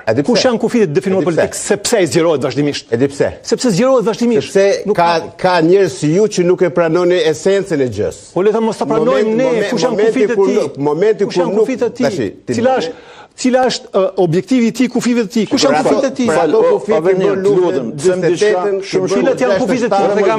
Kufit e tij politike. Fati i Izraelit është i vendosur dhe i vulosur, kështu që nuk është asgjë e vulosur në këtë botë zotëri. Patjetër, edhe Kosova në mendon si ishim se e vulosur, por Kosova bëhet shtet i pavarur. Supozojmë që Izraeli s'ka kufi. Dakor? Nuk ka as kufi politik. Po prit për kufi politik, për atë po diskutojmë tani, mos kthehemi prapë te termat. Po kanë veri Libanin, ka në veri Sibi lindje, ka Sirin, ka Jordanin, ka Egjiptin, Arabinë Saudite. Ja, automatikisht janë kufit. Jo, ai ka shkak. A keni ndjekur që lufta e marrim të kundërt? A keni ndjekur që ëndra e atyre që thonë do bëjmë këtë, unë jam dakord me zotëria, a keni ndjekur që ai është futur në Siri. Marrë një mendim nga zoti Shala. Është futur në Siri, është futur në Liban dhe ka shtyr kufit e sigurisë së tij, të cilët i mban lartësitë Golan, i morin me pushtim. Dhe i ka kthyer ato në territoret e veta.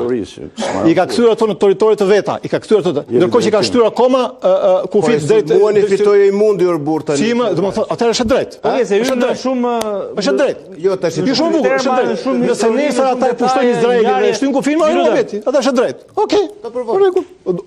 Ajo është punë, drejt asaj punë do shkojë. Nuk ka do provoj. E vetëm gjë që ka ai është armë bërthamore, që e mbron ekzistencën e tij. Mos si armë bërthamore. Zoti Shala, atë kishin ju eliminuar marrë një mendim nga zoti Shala, i cili sigurisht është nëse vjen e bën debat që e refuzon ekzistencën e shtetit, pastaj kod të bën gjithë debatin. Unë po them që është shteti krijuar artificialisht, nuk thashë se ekziston. Gjithë shtetet janë krijuar artificialisht më burr. Po te s'ka të drejtë. Kufi është artificial. Po nuk ka të drejtë morale fizikore artificial. Kufi në Europë janë artificial, linjet mesme janë artificial. Nëse flasim për të drejtë morale, nëse nuk po flasim për atë çështje. Unë thash nuk flasim për të drejtë morale, drejtë historike, drejtë legjitime, ai nuk e ka këtë të drejtë sepse nuk i përmbush.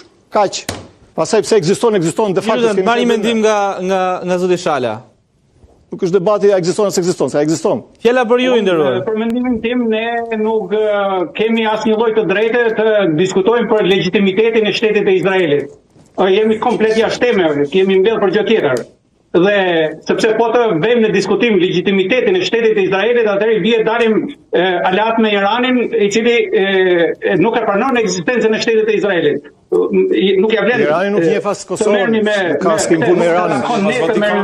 Izraeli përmend aty është krijuar me rezolutë. Palestina është shtet. Drejtën e tij të mbijetesës dhe tjera. Palestina nuk është shtet.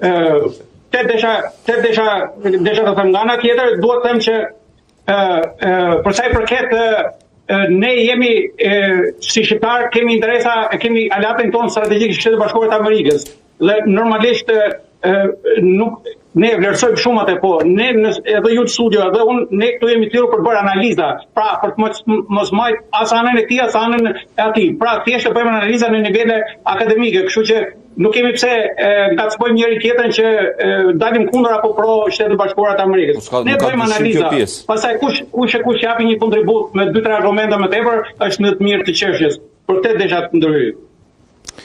Shumë e qartë. Zoti Laçi, diçka sa i takon kësaj pjese? Sa i takon pjesës Iranit? Po. E ke fjalën. Unë gjykoj se do jetë i konflikt që do zgjasi.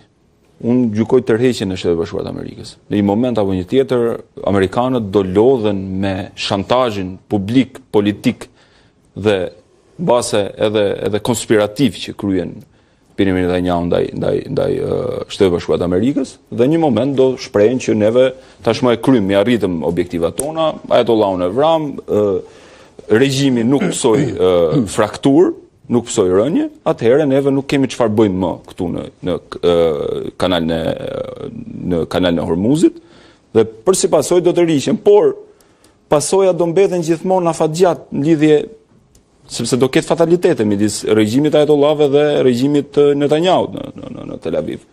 Por më pas do shikojmë nëse Izraeli ka aq kapacitet sa t'i japi duart amerikanëve, që amerikanët largohen nga lindja mesme dhe më pas kthehen në një shtet hegemon lindjet mesme për të plotësuar ato tezat megalomane të Netanyahut, atëherë do shihet.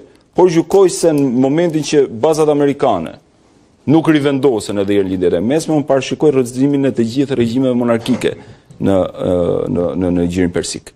Në Kuvajt, në Katar, në Emiratet Bashkuara dhe në Arabi Saudite. Me rënjen e këtyre regjimeve, që për vërtetës janë puppet government, janë qeveri kukulla të shtetit Izraelit, atëherë do kemi, le të themi, një mobilizim të madh të rikrijimit e disa regjimeve tjera me kaje të ndryshme nga regjimet e vjetra. Nuk bien regjimet e lindjes mesme. Unë shpresoj që janë regjime. Ky skenari që parashikoni ju, unë shpresoj që çdo regjim të rrëzohet në çdo vend të botës, edhe regjimi ajatollahëve, shpresoj se është një regjim kriminal. Por, duke parë se si po lëvizin ngjarjet, duke qenë se arabët nuk janë përgatitur për luftë, e kanë pasur gjithmonë ato objektivin për të shfrenuar gjithë ato ndjenjat e tyre për sa i përket lukseve të kësaj bote, por kur për t'u armatosur, ja deleguan mbrojtjen Shtetit Bashkuar të Amerikës, u pa që Shtetit Bashkuar të Amerikës në momentin që u krye sulmi i parë i Iranit rreth 7 shtete, që u sulmuan Bahreini, Emiratet Bashkuara Arabe, Katari, Arabia Saudite, Izraeli dhe Jordania, u pa që Shtetit Bashkuar të Amerikës u bashkuan me Izraelin dhe nuk menduan për mbrojtjen e këtyre shteteve. Dhe sigurisht tashmë do mendojnë se për çfarë vlen këto garancinë, për çfarë vletën 3 trilion dollar që u dhuruan Trumpit për këtë çështje. E para, unë nuk mendoj që ishte Izraeli që e tërhoqi për dorë, madje ka dhe shumë pamflete dhe shumë skica humoristike, sikur Izraeli tërhoqe dhe futin luftë Amerikën, janë interesat Amerikës. Ka pasur asnjë ndikim Izraeli në gjithë këtë histori? Ndikim ka pas, në kuptimin që 2 aleat, 2 bashkëpunëtorë shkëmbejnë mendime dhe po nuk ka qenë që ka futur dhe ai s'donte dhe ka marrë me zor e ka futur e para kjo. Pse nuk beson? E dyta që duhet them, si? Unë mendoj se ka rëndësi të ndalesh këtu. Pse nuk beson? Ndërkohë që analist ndërkombëtar amerikanë mund të përmend emrat të njohur amerikanë që e përmendin këtë, që njohin politikën. Ka dhe emra të tjerë që edhe unë i ndjek që thonë të kundërtën, thonë të tjetër se ne po themi. Ja pra, ideja kjo është Amerika e shikon atë si një shtet i cili është diktatorial, po e po, se provoj me vrasin. Ka elektorale bollë, nuk e sulmon për këtë. E dyta kërkon nuk sulmon për atë, po dhe është lojë, sepse ajo i zgjidh, është shkopi magjik që i zgjidh gjitha. Kërkon demokratizimin e Iranit, thotë po fare. Jo, si ndërson demokracia. Ajo do të vi, nuk e kërkon, se ka qëllimisht atë. Raketat balistike dhe cruise. Po janë rrezik për Izraelin. Bomba atomike, janë rrezik për Izraelin. Dhe rreziku që janë rrezik për Izraelin, gjithë kundër qytetërimit perëndimor. Ai ka treguar që është kundër vlerave. Qytetërimi perëndimor nuk rrezikon Irani qytetërimin perëndimor. Pra ideja. Irani rrezikon Izraelin. Ka rëndësi, është armik dhe ai ta ka thënë Kurdica herë, ka vrarë Kurdica amerikan, ka bogoditjen gjithë rajonin. Ka vrarë Amerikanë, po dhe këta kanë vrarë iranianë, më Po Amerikanët janë ndjeshëm dhe bëri qytetarë, jo më për vjetër dhe qindra po 3.000 iranianë që janë vrarë tani në këto luft, nuk janë ndjeshëm, nuk janë një mesazh ata. Po Amerikanë është më shtrenjta. Ju bëni mendim tjetër. Pra, jo, po kush është argumenti? Mendimi im është, po mirë pas është argument. Në këtë botë ka argumenta pro dhe kundër 50-50 gjithë botën. Po s'pati argument, zoti Starova ka agitacion propagandë pas. Jo, ka agitacion propagandë. Pse? Po njëjta gjë mund të thuhet për dy kampet. Jo, un po jap argument. Po them çfarë kam thënë. Këtë edhe mund të. Ku ekzistojnë teza, me ku do dalin. Ja ku është teza. Po them që Irani për Izraelin është pjesa fundit drejt hegemonisë në ditët mesme. Ka artikuluar shumë herë që ka dhe interesin e tij, shumë të rëndësishëm. Dhe shtet që quhet simboli i demokracisë, pra mban disa vlera të rëndësishme. Ore dakord jam për demokracinë. E para kjo, e dyta tani të kalojmë se prap bëjmë debate kështu që nuk dalim jashtë temës kryesore. Jo, ajo ishte shumë e rëndësishme ajo që thatë ju. Shumë e rëndësishme e bën debate e lan. Tani vazhdojmë. Hoxha mendimin tim. Në një kënd të tij sigurisht që kishte drejt të reagonte. Të flas patjetër. Se kishte edhe ide të tjera.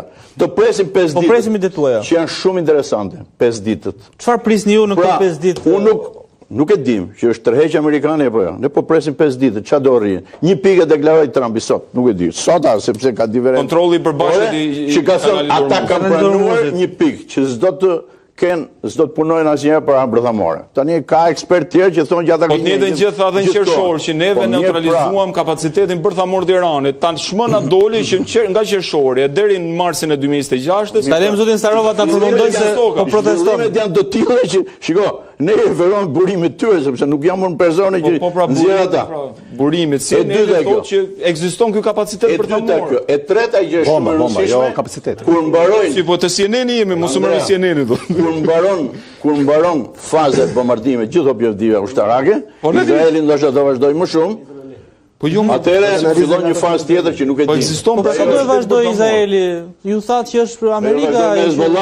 Po ç'ke me Amerikën, ç'un si ka? Jo. Por Izraeli dhe Amerika janë bashkë, po Izraeli ka dhe planet e veta ushtarake por. Po ju thatë që amerikani duhet tikë dhe ai ka planet e veta, ai po vazhdon. Për shembull, amerikanët tani s'po bën as i bombardim. Ndërkohë shkëmben Izrael, Tel Aviv, sa goditën para 3 orësh goditën Shtetet Bashkuara të Amerikës. Nuk e di, është e rrejtë.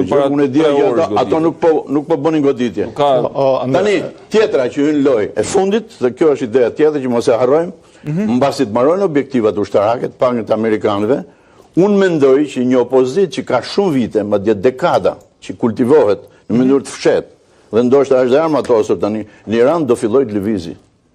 Ta shohim këtë gjë.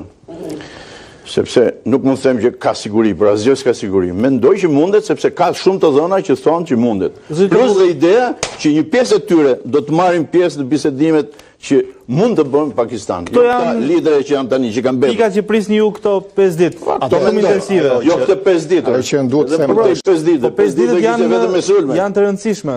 Po, e rëndësishme është që mos kur e shikojmë disa gjëra, me fjalë shikohet perspektiva apo perspektiva historike. Do të kuptoj se si funksionon Shtetet Bashkuara të Amerikës nga brenda. Ka analiza sigurisht që ata kanë, duke qenë se shteti më i madh, më i fuqishëm, s'bëhet fjalë që kanë ekspertë më të mirë dhe analistë më të mirë. Por në fund të ditës nuk duhet mitizuar vendimi politik i tyre, sepse vendimi politik ndikohet nga shumë aspekte të tjera. Dhe historia ka treguar që mjaft vendime politike të marrë nga politika e Shtetit Bashkuar të Amerikës kanë qenë të gabuara.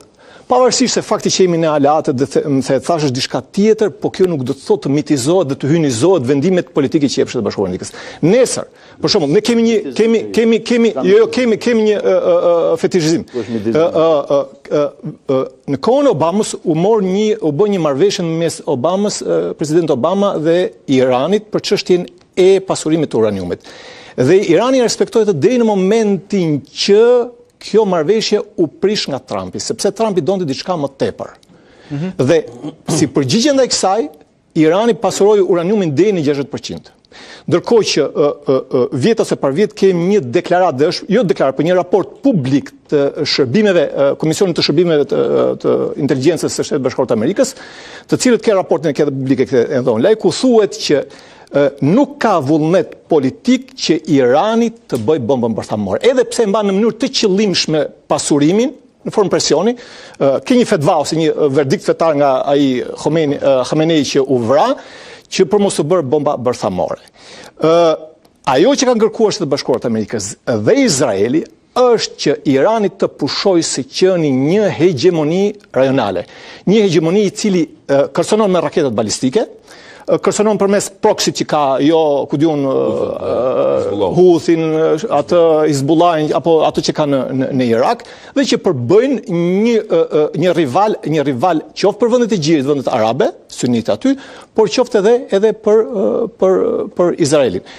Tini të bindur që nesër pas nesër, kur të ndryshoj administrata Trump dhe të kalojnë vitet, do të dënohen apo do të kritikohen shumë prej politikave që janë marrë sot nga administrata Trump. Dhe unë më prirur të flas mirë për Trumpin në çfarë aspekt. Do ta krahasoj Trumpin me Ponc Pilatin. Ponc Pilati sipas ungjillit të Biblës, turmat e hebrejve donin ta dënonin Jezusin, ta kryqëzonin. Dhe cili ishte pretendimi, thaj se ky pretendon që është mbreti i çifutëve hebrejve, kupton ti? Dhe nuk ishte asnjë lloj arsye tjetër. Kjo nuk përbënte problem aty për atë dhe ai çfarë bëri? Thiri një person i cili lau duart. Lau duart, shohim simbolike për të thënë aty që gjaku i Jezusit është në duart tu edhe në dorë të mia. Pra ishte një lloj, po themi ne, përmbaruesi. Dhe Trumpi, unë besoj, shpresoj që të jetë kështu. Ndjek të lloj politike për një nga arsyet për të treguar vetë amerikanëve, se unë jam në këtë situatë në luftë me Iranin apo në luftë me Iranën, sepse është ky lob i fuqishëm që imponon Shtetet Bashkuara të Amerikës këtë qëndrim në lindjes së mesme. Ti ke profesorët më të mirë ndërkombëtar, George Marsheimer, të cilët shiko, duhet njohësh Amerikën nga më. Shiko, ky është problemi, sepse nuk është konspirative fare. Më fal Andrea, nuk është konspirative fare. Problemi është se do të njohësh Shtetet Bashkuara nga Amerika nga më. Si shpjegohet, ka një lloj përmbysje të madhe të opinionit publik amerikan kundër Izraelit. Me që ka ndodhur sidomos të 2-3 vjet. Dhe ndërkohë që ka një opinion i brezit vjetër, po edhe brezit më pashëm, pro-izraelit në mënyrë ekstreme. Dhe kjo nuk thuhet në media, nuk analizohet në media. Nëse ti analizon shoqërinë amerikane, analizon politikën amerikane, ke në 2017 George Marsheimer, një profesor i real politikës, nga më të njohur ndërkombëtar, një tjetër, kanë bërë një libër që ka qenë bestseller ku tregonte se si lobi izraelit ndikon në politikën e lindjes mesme në Amerikë. AIPAC-u, sot Partia Demokratike e Amerikës, kandidatët e saj, po deklarohen haptazi që nuk marrin para nga AIPAC-u, që është lobi izraelit të tjerë. Ky element, në gjithë unë kam ndjekur në studiet e Al Jazeerës, në studiet e CNN-it, në studiet amerikane kam ndjekur, nuk e ndjek në studiet shqiptare, sepse mitizojnë Amerikën që Amerika është si Zoti dhe çdo vendim që merr ajo është gabim. Jo, është saktë. Jo, Amerika është e përçar, ka edhe vetë MAGA për shembull, ka përplasjet e brenda. Kështu që në momentin që ti nuk je pro politikave të Trumpit apo pro Izraelit, nuk do thotë që ti je anti-amerikan. Dhe je kundër politikat e Amerikës ndryshojnë. Edhe ju nuk janë pagabushme, sepse nuk është Zoti mbi tokë Amerika. Amerikanët vetë e kanë pranuar pjesë e madhe që edhe lufta në Irak edhe lufta në Vietnam kanë qenë edhe në Afganistan. Jo vetëm të gabuara, po qëllimisht të shtyra. U bë lufta në Irak, ka armë të shkatrimit të madh, doli që ishte gënjeshtër. Nuk të ndërpreva. Si gënjeshtër, po okay, fal. Për ta shtuar, po vazhdo. Me që jemi ke armët bërthamore dhe sulmet për të prish programet e armë bërthamore. Andrea, edhe Iraku ka pas program bërthamor. Dhe e di kush e ka goditur programin bërthamor të Irakut? Të 81-shin? Regjimi Ajatollahut. Irani, luftën 7 vjeçare. Në saktë. Për herë të parë është goditur nga Irani, pastaj pas 2 vjetësh është goditur nga Izraeli. Dakord? Përpjekjet e vendeve të ndryshme për të siguruar armën bërthamore dhe për të siguruar dominimin në rajon nuk janë të tashme, janë të hershme. Pra të punë ndodhe lufta midis Iranit edhe Irakut, pra të punë ndodhen edhe luftat e tjera. Ne mund të analizojmë, mund të diskutojmë edhe simpatit tona personale, por nuk ndikojnë në këtë pjesë. Nëse bëjmë një analizë se çfarë po ndodh dhe ku po shkon, në që po themi edhe dëgjuesit ta kuptojnë gjithë panoramën e asaj që po ndodh në linjën e mesme. Sa dim, ta ndihmojmë edhe shikuesin të kuptojë se çfarë po ndodh. Besoj që këtu duhet të përqendrohemi. Po të futemi ke historia, të siguroj që sot në javë ne nuk dalim nga studioja. Po të merrem me histori gjëre gjatë me shumë dinamika. Historia është rëndësishme për të kuptuar këtë aktualitetin e të ardhmen. Nuk bëhet analizë pa Pa ju futur shumë thellë, thot zoti Pega, dhe në detaje të cilat mund ta devijojnë diskutimin. Nëse ti shkon 48, unë shkoj në vitin 0. Po patjetër. Te kryqëzimi i Krishtit. Nëse ka vlerë, nëse ka vlerë, po jo si është faktor kryesor. Faktorët historik na ndihmojnë për të kuptuar realitetin. Po patjetër. Po nëse ne zhytemi në faktorët historik, ne s'dalim nga. Faktorët historik tregojnë trendet, bindjet, interesat, tregojnë mënyrën se si operojnë shtetet, si operojnë politikat, to tregojnë. Qartë. Për t'i vendosur pikën asaj që po thoshit i nderuar zoti Pega. Po këtu bë lëmsh tani se po shumë pika. Okej, ndërkohë një gjë që duhet ta ashu që nuk e di a bini dakord ju dy me mua apo jo. Kush në dy, unë me Starovën? Jo. Ju dy pro iranianët. Ne jemi sunistë, jemi shiitë, qasjet e tyre. Ti duhet besoj zona jote ka shi, apo zona Hasit, apo s'ka. Ju lutem se po e çojmë në shumë historira. Të lutem, është hera e vetme që vendet arabe janë në koalicion me Po ta dhash përgjigjen prapse. Kundër Iranit. Ta dhash përgjigjen. Okej, ndërkohë ditën e sotme ka patur edhe le të themi bombardime në Tel Aviv. Unë dua të lidhem me një qytetare të Tel Avivit, e nderuar. Më dëgjoni? Po, ju dëgjoj. Ju përshëndes nga Tirana. Dëgjoj. Okej. Gjithashtu dhe unë nga Izraeli. Sa ka ndryshuar ndjesia e sigurisë pas asaj që ndodhi? E vërteta është që kemi pasur më pak sulme nga Irani dhe mund të them që edhe sulmet e tij, strategjia e tij ka ndryshuar. Nuk janë sulme domethënë në të gjithë Izraelin, por janë në pika të caktuara, kështu që edhe koha e sulmit domethënë bëhet më e gjatë për njerëzit, për popullin. Dhe për ne domethënë ka një farë sigurie më të madhe dhe një besim më i madh që kjo luftë vërtet do ketë një sukses, që vërtet Irani është drejt dobësimit dhe drejt rënies së tij. Por desha të theksoja që shteti i Izraelit, vetëm pak për t'ju kujtuar që në luftën 12 ditore Izraeli ishte i vetmi që u mat në këtë luftë, që mund të them ishte dhe një farë besimi që u dha Izraelit dhe një e drejtë për të treguar se kush është Irani. Dhe e vërteta ishte që vërtetja doli me sukses sepse u pa kush ishte Irani. Se çfarë lufte bën Irani dhe çfarë lufte bën Izraeli. Për të ndalur tek situata në Tel Aviv, se ju jeni qytetare e Tel Avivit edhe sigurisht që jetoni në të përditshme, si është çështja e sigurisë aty? Sa të shqetësuar janë njerëzit? Çfarë mendimi kanë edhe bashkëqytetarët tuaj sa i takon luftës hapur në Iran? Cila është qasja e tyre? A kanë frikë për jetën apo jo? A kanë ndikim nga kostot e luftës që shtohen akoma dhe më shumë? Pse ishte nevojshme e gjithë kjo, le të themi, gjithë këto vatra lufte që hapen? Pra, më fol pak më shumë për jetën e përditshme, atë që po ndodh aktualisht në Izrael. Jeta, patjetër, ne e prisnim këtë luftë, edhe populli është më i fortë se kur. Absolutisht nuk kemi frikë, sepse kjo luftë nuk filloi dje dhe nuk filloi para 2 javësh, o 25 ditore, që është dita 25 e luftës. Kjo luftë ka 30 e ca vjet që ka filluar, sepse Irani ka shtruar rjetet e tija në të gjithë kufirin izraelit për 30 vjet, kështu që kjo luftë nuk ishte gjëre për ne.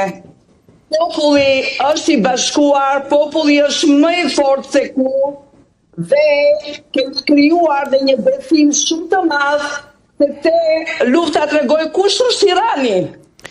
Nderuar, si është një ditë normale në Izrael? Për të ndalur tek jeta aktuale në Izrael, si është një ditë normale në Izrael? A ekziston normaliteti? Çfarë quhet normalitet? Po. Unë nuk mund të them që është normalitet, sepse jeta normale është mos kesh sirena dhe mos të jesh në luftë. në luftë jeta ndryshon, por edukimi i luftës që kemi në Izrael ne nuk na shqetëson në kuptimin që do kem frikë se do vritemi, do kem frikë absolutisht jo sepse jam e siguruar në këtë pikë, por natyrisht që ka shqetësim në jetë, sepse sirena ka natën, ka në mes të ditës, janë sirena të cilat nuk i dihet se kur vinë. Kështu që patjetër shkakton një shqetësim në jetën e njerëzve. Por ajo që është kryesorja që ne jemi, mund të them, të bindur që kjo luftë do të na çojë në një sukses dhe në një paqe e cila nuk mund të shtem që mund të jetë për gjithmonë, po të partën për shumë vite të tëra. Do me thënë, duhet të besojmë se vërtet do jetë sepse Izraeli është një shtet i cili po tregon botës Zonja Gani, thuhet se kërcënues dhe diktatorial. Zonja Gani, thuhet se Izraeli ka një mbrojtje të fortë, ajrore nga më të fortat në aspektin duke konsideruar edhe një lloj kupole të hekur. Ju ndjeni realisht të mbrojtur në këto momente, duke qenë se ka patur shumë raste ku raketat iraniane kanë depërtuar? Kanë ndjenjë frike? Patjetër. Fakti është dhe rezultati është që në Izrael me numrin aq të madh të raketave dhe e vërteta është që Irani ka dhe raketat shpërndarëse, të cilat janë shumë të rrezikshme. Dhe numri të vrarëve është deri në 12 veta, të cilët nuk kanë respektuar rregullat e sigurimit. Por ai që respekton rregullat e sigurimit nuk ka rrezik jete. Mund të ketë një farë plagosje, mund të ketë një farë, por humbje jete nuk janë. Dhe kjo është gjëja më kryesore që e bën Izraelin. Nuk ka rëndësi lufta asnjëherë nuk është diçka pozitive. Por ajo që është një shembull për të marrë nga Izraeli, që Izraeli siguron një popull dhe pastaj bën një luftë. Jo si bën Irani dhe të gjithë shtetet terroriste që fillojnë luftën pas popullin e tyre. Marlin Laçi ka një pyetje për ju. Kisha fare pyetje, po ju drejtove. Jo, s'u drejtova. Patjetër. S'kisha pyetje. Patjetër. S'ke pyetje për ju? Okej. Zonja Gani, ndërkohë sa i takon strehimoreve apo jetës së përditshme, a detyrohen qytetarë të caktuar që praktikisht të ndërpresin aktivitetet e përditshme? Shkollën, ju jeni mësuese, me sa na keni thënë, funksionojnë institucionet arsimore? Shkollat kanë e para punës që ne kemi dalur në pushim sepse kemi javën tjetër kemi Pashkët dhe kemi 3 javë pushim nga shkolla, por 3 javë që filloi lufta ne kemi qenë, do me thënë kemi punuar në online nga shtëpia, kemi qenë në shkollë, shkollat kanë qenë të mbyllura. Në javën e parë të luftës çdo gjë ishte e mbyllur sepse lufta ishte shumë e vështirë dhe nuk dihet se çfarë përmasa do të merreshin, por ajo që është kryesorja që ne jemi mësuar me luftën, nuk na bën përshtypje lufta. Ne e dim të matemi në luftë. Nuk më shqetëson mua se po fillon lufta sepse di se çfarë do të bëj. Do fillon në online, po punën dhe jetën do ta vazhdoj me ato kushte që kam. Sepse lufta njeriu e bën të fortë. Lufta është për shpëtimin e popullit. Aktualisht ka bombardime Zonja Gani, dëgjoni sirenat e luftës? Në këtë moment jo, por sot ka pasur 2 herë, para 1 ore kishte që ra në rrethin e Tel Avivit, por nuk patën të vrarë. Natyrisht plagosje të vogla nuk patjetër në çdo moment ka efektova që këto ditët e fundit strategjia e Iranit ka ndryshuar. Okej, kjo është një pjesë që i takon më shumë në pjesë të caktuara. Shumë ushtarak, domethënë ju jeni mësuese, kuptohet që te kjo çështje pastaj është më e ndërlikuar se aq. Do të pulli një qasje tjetër se i takon asaj që është duke ndodhur në lindjen e mesme. Është drejtim. Edhe qytetarët e Izraelit praktikisht kanë mendimet e tyre dhe pretendimet e tyre për atë që duke ndodhur. qytetari, me fjalë, në ata nuk të janë involvuar ose nuk e njohin politikën, nuk mund presësh përveç se ajo, po, është e mirë për të parë opinionin e brendshëm, me fjalë, çfarë ndjeshmërie kanë ose si jeton. Është një madje pulsi, po, kjo është Gani jeton në të përditshmën e kjo është, besoj që mund të merret me aty, me fjalësi po themi në Izrael apo edhe në Iran apo kudo, me fjalë qytetar të thjeshtë. Pastaj çështja e se çfarë ndodh realisht, duhen marrë njerëz që njohin politikën nga brenda, ekspert me fjalë, qoftë që janë në Izrael apo qoftë që janë jashtë Izraelit, me fjalë, apo në Iran apo jashtë Iranit. Zoti Starova? Parimisht atje mund të ketë kundërshtime, po përgjithsisht në blok duket që ka Zonja Gani thotë janë gjithsesi kom të bashkuar. Është ku do ndodhë. Lufta e bën atë gjë. Të njëjtën gjë ka ndodhur dhe me Iranin. Jo, me Iranin është ndryshe puna sepse s'është ndryshe, po kështu është po. Po mua është ndryshe puna sepse ka pas protesta të fuqishme. Protestat kanë qenë janar. Mirat e vrarë dhe këto mirat e vrarë edhe për një vrasje mund të bërë automatikisht kundërshtar të regjimit, por nuk është kaq e thjeshtë, janë gjithë. Shumë festojnë jashtë Iranit, po edhe në Iran fshetas nëpërmjet duhet ta njohësh Iranin brenda për të kuptuar regjistrimet, po sigurisht që nëse njohim, flasim çan ndjekim. Informacion ka shumë gëzim cilat burimet që i bëjnë regjimit ose po themi potencialit ushtarak të Iranit. Shiko, ne duam që ai regjim i Iranit me fjalë të bjerë, sepse vërtet është një regjim represiv dhe për më tepër. Ju thoni jo në këtë mënyrë, po duhet të bjerë. Jo, për më tepër ai është shtet problematik që ai ka shkaktuar. Sarova thonë me zgjedhje nuk bie kurrë. Ai s'po bi këtu. Ai ka shkaktuar vrasjen e mjaft popullsive rajonale, përveç popullit vet. Ai ka shkaktuar probleme në Siri, ka shkaktuar probleme në Liban, ka shkaktuar probleme në Irak, probleme në Yemen, dhe kudo që ka futur ato tentakulet e tij dhe proksit e tij ka shkaktuar vetëm probleme. Por çështja është që a mund të ndryshohet regjimi iranian me luftë nga jashtë nga Izraeli nga Shtetet Bashkuara të Amerikës? Kjo ka një pikë pyetje të madhe dhe përkundrazi i bën ata që ta mbajnë në këmbë regjimin edhe të unifikohen. Po nga brenda duket se ka një kohezion mjaft të fortë social dhe për më tepër do të kuptosh që institucionet e sigurisë dhe institucionet se si menaxhohet Irani është i atill që ata janë në gjendje për momentin paktën të eliminojnë çdo lloj rebelimi të brendshëm. Ashtu siç eliminuan atë që ndodhi në edhe pse ai nuk ishte me kërkesa politike fillimisht. Pra ishte për arsye ekonomike. Jo, se ka pas probleme ekonomike. Po patjetër dhe ka sepse është në embargo. Zoti Pega, ndërkohë edhe situata në Izrael është në embargo dhe gjitha të ardhurët e ka fituar, gjitha paratë që ka siguruar qeveria, e ka harxhuar duke krijuar grupe proxy dhe duke në armatim. Po situatë dhe gjendje lufte është edhe Izraeli aktualisht, ku zonja Gani tha përpara 2 orësh kishte të tjera bombardime dhe persona të plagosur. Tani para se të ndodhshin ngjarjet e sulmi terroristi 7 tetor 2023, Netanyahu ishte në pikën e vet më të doptë politike. Kishte probleme me reformën drejtësi, kishte çështje penale të hapura, kishte protesta popullore masive. Vetë qytetarët edhe partitë politike kanë qëndrime të ndryshme për çështje të ndryshme, kur vjen puna për tek çështjet e sigurisë kombëtare, sigurisht që janë unitet dhe në populli i bashkuar, thotë zonja Gani, dhe janë njerëz solidar në politikën e jashtme të Irani e ka pas politikë zyrtare, shtetërore, ideologjike, fetare, quajë si dush, shkatrimin e shtetit të Izraelit. Edhe kjo është evidente, kjo është. Dhe nuk ka filluar tani, po ka filluar. Po na sjellta? Jo, Izraeli nuk ka pas objekt shkatrimin e shtetit Iranit. Ka objekt shkatrimin e gjithë lindjes mesme.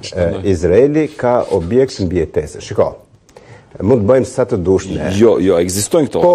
Por, mos ti mohojmë tani. Tani, dëgjoj. Izraeli është shteti, kombi, entiteti politik i vetëm në botë që kur është krijuar nga 48-ën, ka qenë në gjendje permanente mbijetese, dhe prandaj është i fuqishëm. Po kush ja ka rrezikuar? Ata që kanë sulmuar, ata që nuk e pranuan 48-ën, ata që sulmuan 67-ën, ata që sulmuan në 71-shin. Në 73-shin. Në 73-shin. Këta e sulmuan, ky fitoi, këta fituan. Po çështja është që drejta ndërkombëtare respektohet momentin që ti mund kundërshtaret me luftë dhe i anekson tokë. E lejon në drejta ndërkombëtare këtë? Apo kemi një shtet i cili ndodhet sipër drejtës ndërkombëtare? Tani, I forti bën ligjin o Marlin. Jo, i sekund. e drejta ndërkombëtare ka përcaktuar shtetin e Izraelit edhe shtetin e Palestinës. Po, Oslo. Kur është... Jo, nuk e ka të përcaktuar në atë kohë. Oslo e përcakton, shtetshmërinë e 93. Okej, se mos hym në detaje, ju lutem të sillni në konkurs datash. Lufta e 48-ës është bërë sepse vendet arabe nuk e pranuan shtetin e Izraelit të miratur, themeluar nga Kombet e Bashkuara, është vërtet? Po. Këtu është piknisja e drejtës ndërkombëtare. Gjithçka tjetër është pasojë e asaj. Dhe e kthehemi edhe një herë tjetër. Ta lokalizojmë çështjen. Shqipëria është shtet që ka njoftë Izraelin, Shqipëria është shtet që ka njoftë Palestinën. Po. Po tjetër. Dhe kemi pas marrëdhënie korrekte me të dy. Jemi ndër shtetet. Avenir, kemi pas ekstreme me dyja. Kone Enver Hoxhës kishim ekstremin pro Arab. Sot kemi ekstremin pro-sionist me Ramën qeveri. Jemi një shtet, unë po flas si shtet, nuk po identifikoj qeveri. Shqipëria është si shtet, ka njohur, është në shtetet e para që ka njohur Palestinën në 88. Nuk kemi probleme. Politika jashtme e Shqipërisë është që mbështesim paqen, stabilitetin në linjën e mesme, edhe njohim edhe krimin e dy shteteve. Kjo është linja kryesore e politikës shqiptare. Pastaj çfarë ndodh? Çfarë ndodh pastaj janë jashtë Nuk janë jashtë, sepse vizita e kryeministit Rama në Izrael mund ta fusi edhe Shqipërinë në një tarë më të afërt në linjën e shteteve të cilët kanë mbështetur. Për këtë do flasim në pjesën e dytë. Jo, një sekond. Nuk është ajo. Të lutem, në minutat e mbetura do kemi Avenir tek kjo ka për ka ekspansionizëm politikës. Tash ti din qëndrimi. Po e di pra qëndrimin, po e di çam shqetëson mua. Qëndrim moral. Fakti që thotë zoti Peka është gjë. Jo, pra kjo më shqetëson, sepse opozita dhe pozita në këtë rast ka të njëjtin qëndrim. Në asnjë vend botës nuk ndodh kjo. Tash shqetësou ti, po ne po flasim për interesa kombëtare. Dhe po them, unë nuk do doja kur të shikoja Edi Ramën atje. As duke bërë si palacho, as duke bërë si megaloman. Por, as nuk I takonte, edhe ata që e kanë marrë kot. Si që morën do diku në të. Interesat, as atyre nuk u ka shërbyr, as ti nuk u ka shërbyr, as gjë. As kujt nuk I ka shërbyr. Ata se dim, po. Por, ja, atë nuk e dim deri tani, ne do kalojmë në arsye shumë të shkurtër për minutat e mbetura. Makiazhi shërben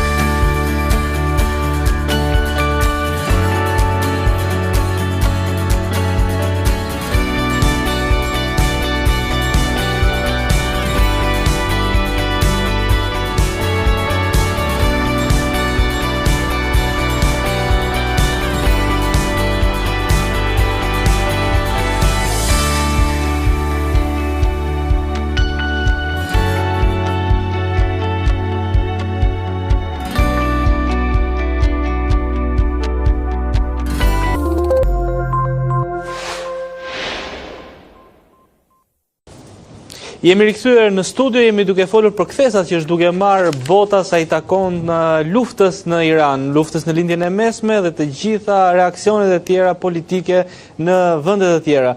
Ndërkohë ishim tek pjesa e rolit që duhet të luajë Shqipëria sa i takon qasjes me këtë luftë. Qasje gjeopolitike, por ndërkohë që çmimet në Shqipëri, efektet e luftës janë për herë më të mëdha. Ne përpiqemi që të japim këshilla për Iranin, por efektet e luftës bëhen për herë edhe më të papërballueshme. Për sa i përket luftës, ne nuk kemi askush të fusim hundet aty. E para. E dyta. Raportet me Izraelin janë ato që janë edhe i dim, raportet me Iranin janë ato që janë dhe i dim. Janë qëndrimit që ka marrë qeveria shqiptare dhe duhet të dalë për zot. Janë angazhimit që ka ndaj Shtetet Bashkuara të Amerikës edhe për pranimin e opozitës iraniane Mekut, mujahedinëve këtu, edhe për mbylljen e ambasadës, edhe për largimin e ambasadorit dhe stafit të ambasadës. Janë qëndrimit që ka marrë qeveria shqiptare dhe duhet të dalë për zot atyre qëndrime, sepse janë angazhime ndërkombëtare, angazhime që kemi ndaj Shtetet Bashkuara të Amerikës. Në anën tjetër, në raport me luftën ne s'kemi asnjë rol. S'kemi askush, s'ka kërkuar ndihmë. Jemi vendi NATO-s. Jemi vendi NATO-s, po nuk kemi gjendor. Presidentit amerikanët duan luftanie, ne s'kemi luftanie. Duan ndecë, ne s'kemi ndecë, duan pastruese minash, ne s'kemi pastruese minash, kështu që nuk duhet t'i fusi hundet aty ku nuk duhet t'i takoj, ku nuk i takon. Për sa i përket krizës pastaj, kriza është shumë dimensionale. Ka gjëra që varen nga qeveria, ka gjëra që nuk varen nga qeveria. Nga qeveria varet çmimi i naftës. Varet çmimi i naftës sepse nafta 60% e naftës çmimit në treg sot, nëse është 2007 lek, sa çmimi sot? 214. Kishte dikush shkruan të thoshte këtu rritet çmimi i naftës duke furnizuar makinën. E para abuzimi me tregun. Duhet ta shkarkojë dhe qytetarët. E para është abuzimi me tregun dhe e dyta të mos ta shkarkojë ke qytetarët. Pse? Sepse arsye se pse Shqipëria ka një ndër çmimet më të larta në Europë, jo në rajon, por ndër çmimet më të larta në Europë, është sepse ka fut taksa pafund ke çmimi i naftës. Dhe ajo çfarë mund të bëjë qeveria shqiptare është të ul barrën fiskale që është brenda taksës naftës, të karburanteve, gjë që do çonte dhe në uljen e çmimit të naftës. Unë po lidhem me zotin Shala për të kuptuar edhe qasjen e tij sa i takon rolit të Shqipërisë në këtë histori. Nderuar Shala, më dëgjoni? Po, tash po ju dëgjoj. Po. Cili është roli që duhet luajë Shqipëria në të gjithë dinamikën që po merr kjo luftë? Pozicioni i Shqipërisë nuk është i veçantë nga pozicioni i vendeve tjera të Ballkanit Perëndimor, por edhe të vendeve tjera anëtar të NATO-s. Domethënë, ne në aspektin e ushtarak nuk është jemi më të kërcënuar se sa vendet e tjera të Ballkanit, por edhe të NATO-s. Këtu problemi pastaj kalon në këto nivele tjera në luftën për sa i përket luftës hibride, luftës kibernetike. Pra Shqipëria ka qenë në sulm të vazhdueshëm të Iranit, edhe para disa ditësh pati sulm ndaj kuvendit, kështu që në këtë fush duhet t'i beso përsëri më tepër, ndonse rezultatet krahasuar me sulmet e përparshme janë minimale, domethënë pasojat janë minimale. Kurse nga ana tjetër pastaj duhet një përgatitje apo për t'i pamundsuar që celulat tjetura të inteligjencës iraniane të mund të veprojnë siç veprojnë në Europë, t'i pamundsojnë veprimin edhe në Shqipëri. Dhe kjo është e rëndësishme, strukturat ligjbatuese jam sigurt që punojnë tashmë në ngarkesë, duke rritur masat e sigurisë dhe nivelin e alarmit në këtë fushë. Ndërsa për sa i përket kërcënimeve të tjera si vend antar i NATO-s, ato janë një risk që ne kemi marrë përsipër, nëse NATO-ja do përfshirë apo nëse NATO-ja do goditë, normalisht që jemi edhe ne të përfshirë në këtë fushë. Ne edhe një herë duhet ta theksoj, nuk është se jemi të rrezikuar më shumë se sa shtetet e tjera të Ballkanit dhe shtetet e tjera të anëtarët e NATO-s. Shqipëria ka një specifik, përmend edhe në studio, që në 2012-2013 ka pranuar një numër të konsiderueshëm refugjatësh në përputhje edhe me konventin për refugjatët dhe iranian në Shqipëri, dhe ata në një farë kohë, me sa duket, kur Shqipëria u bë target i goditjeve, me sa duket ata mund të merreshin edhe me një aktivitet nga Shqipëria, si duket kundër Iranit, por ta kanë marrë paralajmërimet e duara dhe nuk kanë të drejtën, ata janë vetëm mysafir, duhet të zbatojnë statusin e refugjatëve dhe nuk kanë asnjë lloj drejte të merren me aktivitete tjera brenda territorit shqiptar kundër shtetit iranian. Kto janë të qarta dhe po këtë ka dini, jam i sigurt që kanë dini edhe iranian, kështu që kjo nuk përbën një rrezik të shtuar për vendin tonë. Megjithatë, profesor Xhaviti, zhvillimet e fundit në lidhjen e mesme kanë rritur edhe ndjeshëm shqetësimin sa i takon fuqisë raketore të Iranit. Një rast ka treguar që fuqitë raketore kanë shkuar deri në 4000 kilometra larg territorit të tij. Po në këtë drejtim çfarë rrezikohet? Fakti që ky informacion faktikisht nga disa që këto raketa janë goditur nga gjithsesi, ne besojmë variantin e deklarimeve të bëra zyrtarisht nga shtetet antar të NATO-s, por edhe nga shtetet tjera, nga aleatët tanë. Pra, fakti që brenda 2-3 ditësh Irani kaloi nga prodhimi i raketave me limit 2000 km, me 4000 km, do thotë që kjo ka qenë një vëmendari e hershme e shërbimeve iraniane, e gardës së tyre revolucionare. Pra ka qenë një vëmendari e hershme, nuk ka qenë raketa, limiti i raketës nuk shtohet për një javë. Pra do të thotë që ata kanë punuar vazhdimisht për këtë dhe mund të kenë rezerva dhe mund të kenë rezervë strategjike. Kështu që duhet edhe për këto NATO dhe jam sigurt që është në një nivel tjetër alarmi, jo vetëm NATO, por shtetet anëtare edhe në pothuajse në të gjithë Europën. Edhe këtu Shqipëria normalisht si gjithë tjerët është rrezikuar, por mbrojtja këtu në këtë rast është siguruar që nga niveli i paralajmërimit të hershëm dhe që nga sistemet shumë shtresore të mbrojtjes së NATO-t. Qartë. Do të thërova? Roli shqiptar në këtë histori? Roli shqiptar është shfaqur në fushën politike. Ju çfarë do doni? Parlamenti, çfarë do doja unë? Ne kemi shprehur ato që ne jemi në mbështetje të koalicionit. Kemi dënuar regjimin Teheran, e kemi dënuar me 2 rezoluta të ndryshme, qeveria veç dhe opozita apo Partia Demokratike veç, për çfarë? Sepse ka një bindje shumë thjesht, e cila është shumë e qartë që kjo lloj qeverisje që shkakton probleme sigurie brenda vendit dhe ka dyshime për lidhje me grupe terroriste, narkotrafikë e tjerë, nuk mundet të bashkojë votat me ne. Shumë e thjesht, por të dyja këto janë qëndrime politike të Shqipërisë. Për mua, unë e kam mbështetur Darjen sepse pse nuk u bën, nuk ishte arsye me u bë bashkë. Kjo është gjë tjetër s'mund të presim, sepse ushtarakisht të janë mundësitë tona. Po duhet ndjekim politikën natyralisht të NATO-s, të aleatëve strategjik. Shqipëria në kjo luftë, mund të them që është pak e rrezikuar, por nga aspekti ushtarak, pavarësisht se Irani mund të ketë kapacitete për të goditur, por nuk besoj se ka interes për të goditur Shqipërinë. Ajo që mendoj që u përmend dhe këtu është çështja e inflacionit, rritjes së çmimit të karburantit, i cili do të reflektohet në rritjen e çmimit edhe po themi të tjera gjërave. Dhe ajo që u përmend edhe nga zoti Xhaviti është çështja e rrezikut të shtuar për sulme kibernetike, që është treguar që për shkak të prezencës një grupimi opozitar Meku që është në Shqipëri, që është anti-regjim i Iranit, ne kemi pasur cënim të sigurisë kibernetike në Shqipëri. Dhe mendoj që ata duhet mbajtur në mbikëqyrje në këtë drejtim dhe duhen shtuar sigurit.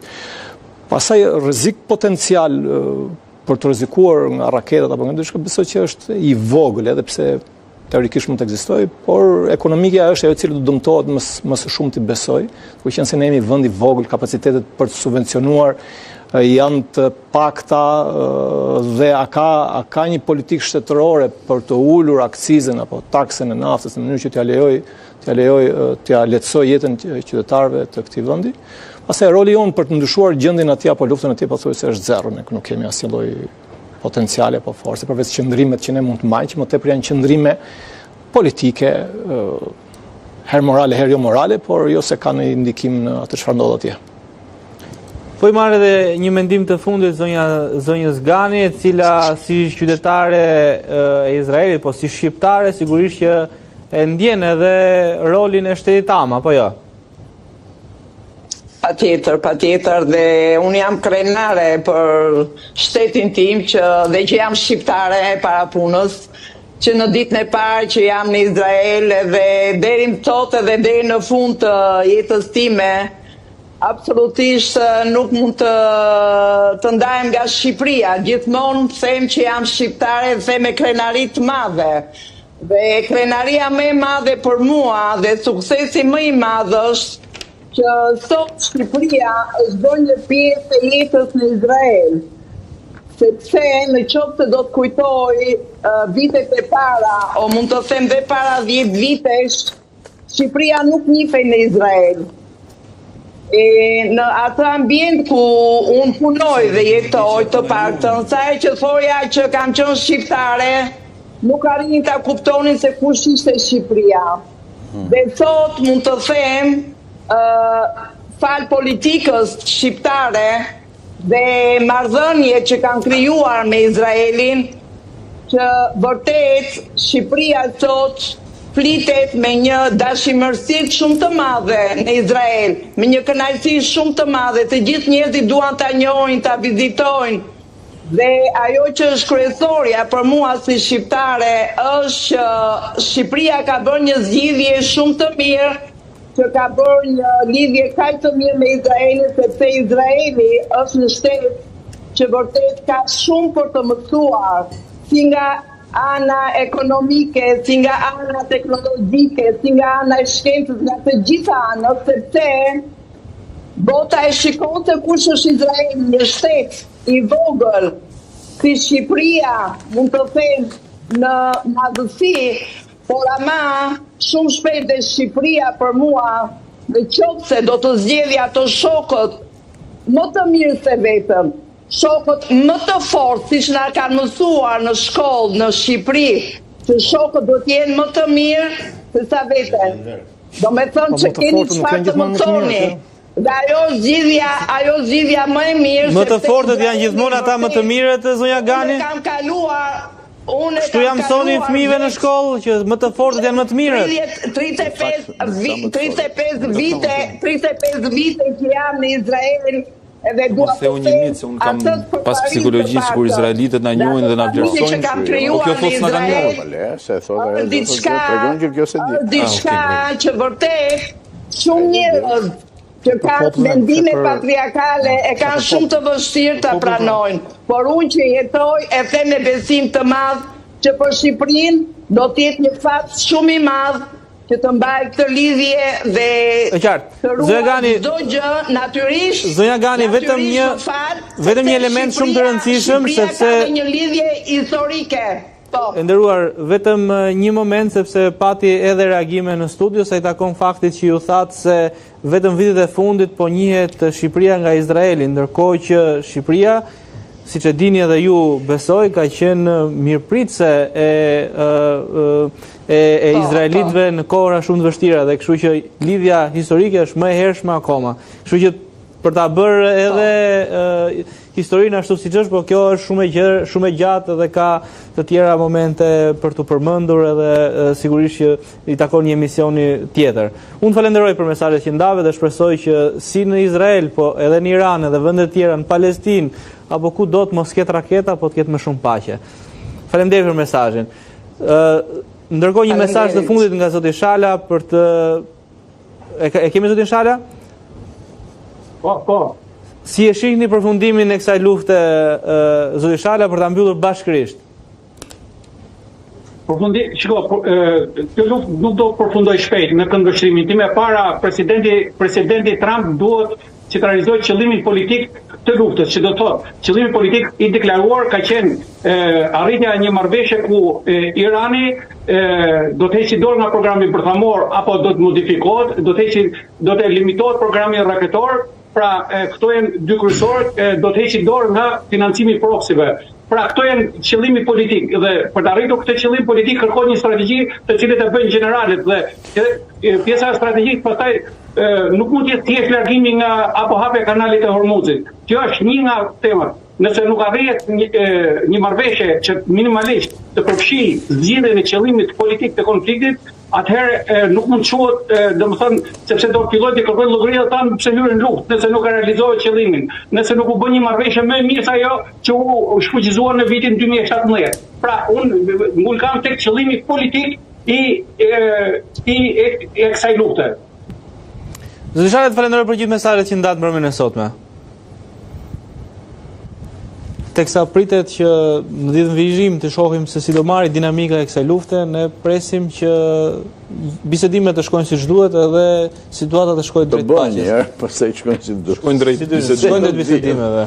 Zoti Laçi, shumë faleminderit. Zoti Peka, shumë faleminderit. Zoti Sarova, shumë faleminderit. Zoti Pulli, shumë faleminderit. Nderuar shikues, jemi në fund programit, pas pak vjen emisioni Rreth e Qartë dhe më tej do jeni me edicionin informativ të lajmeve. Bashkërisht, natën e mirë dhe mirë ta kofshim.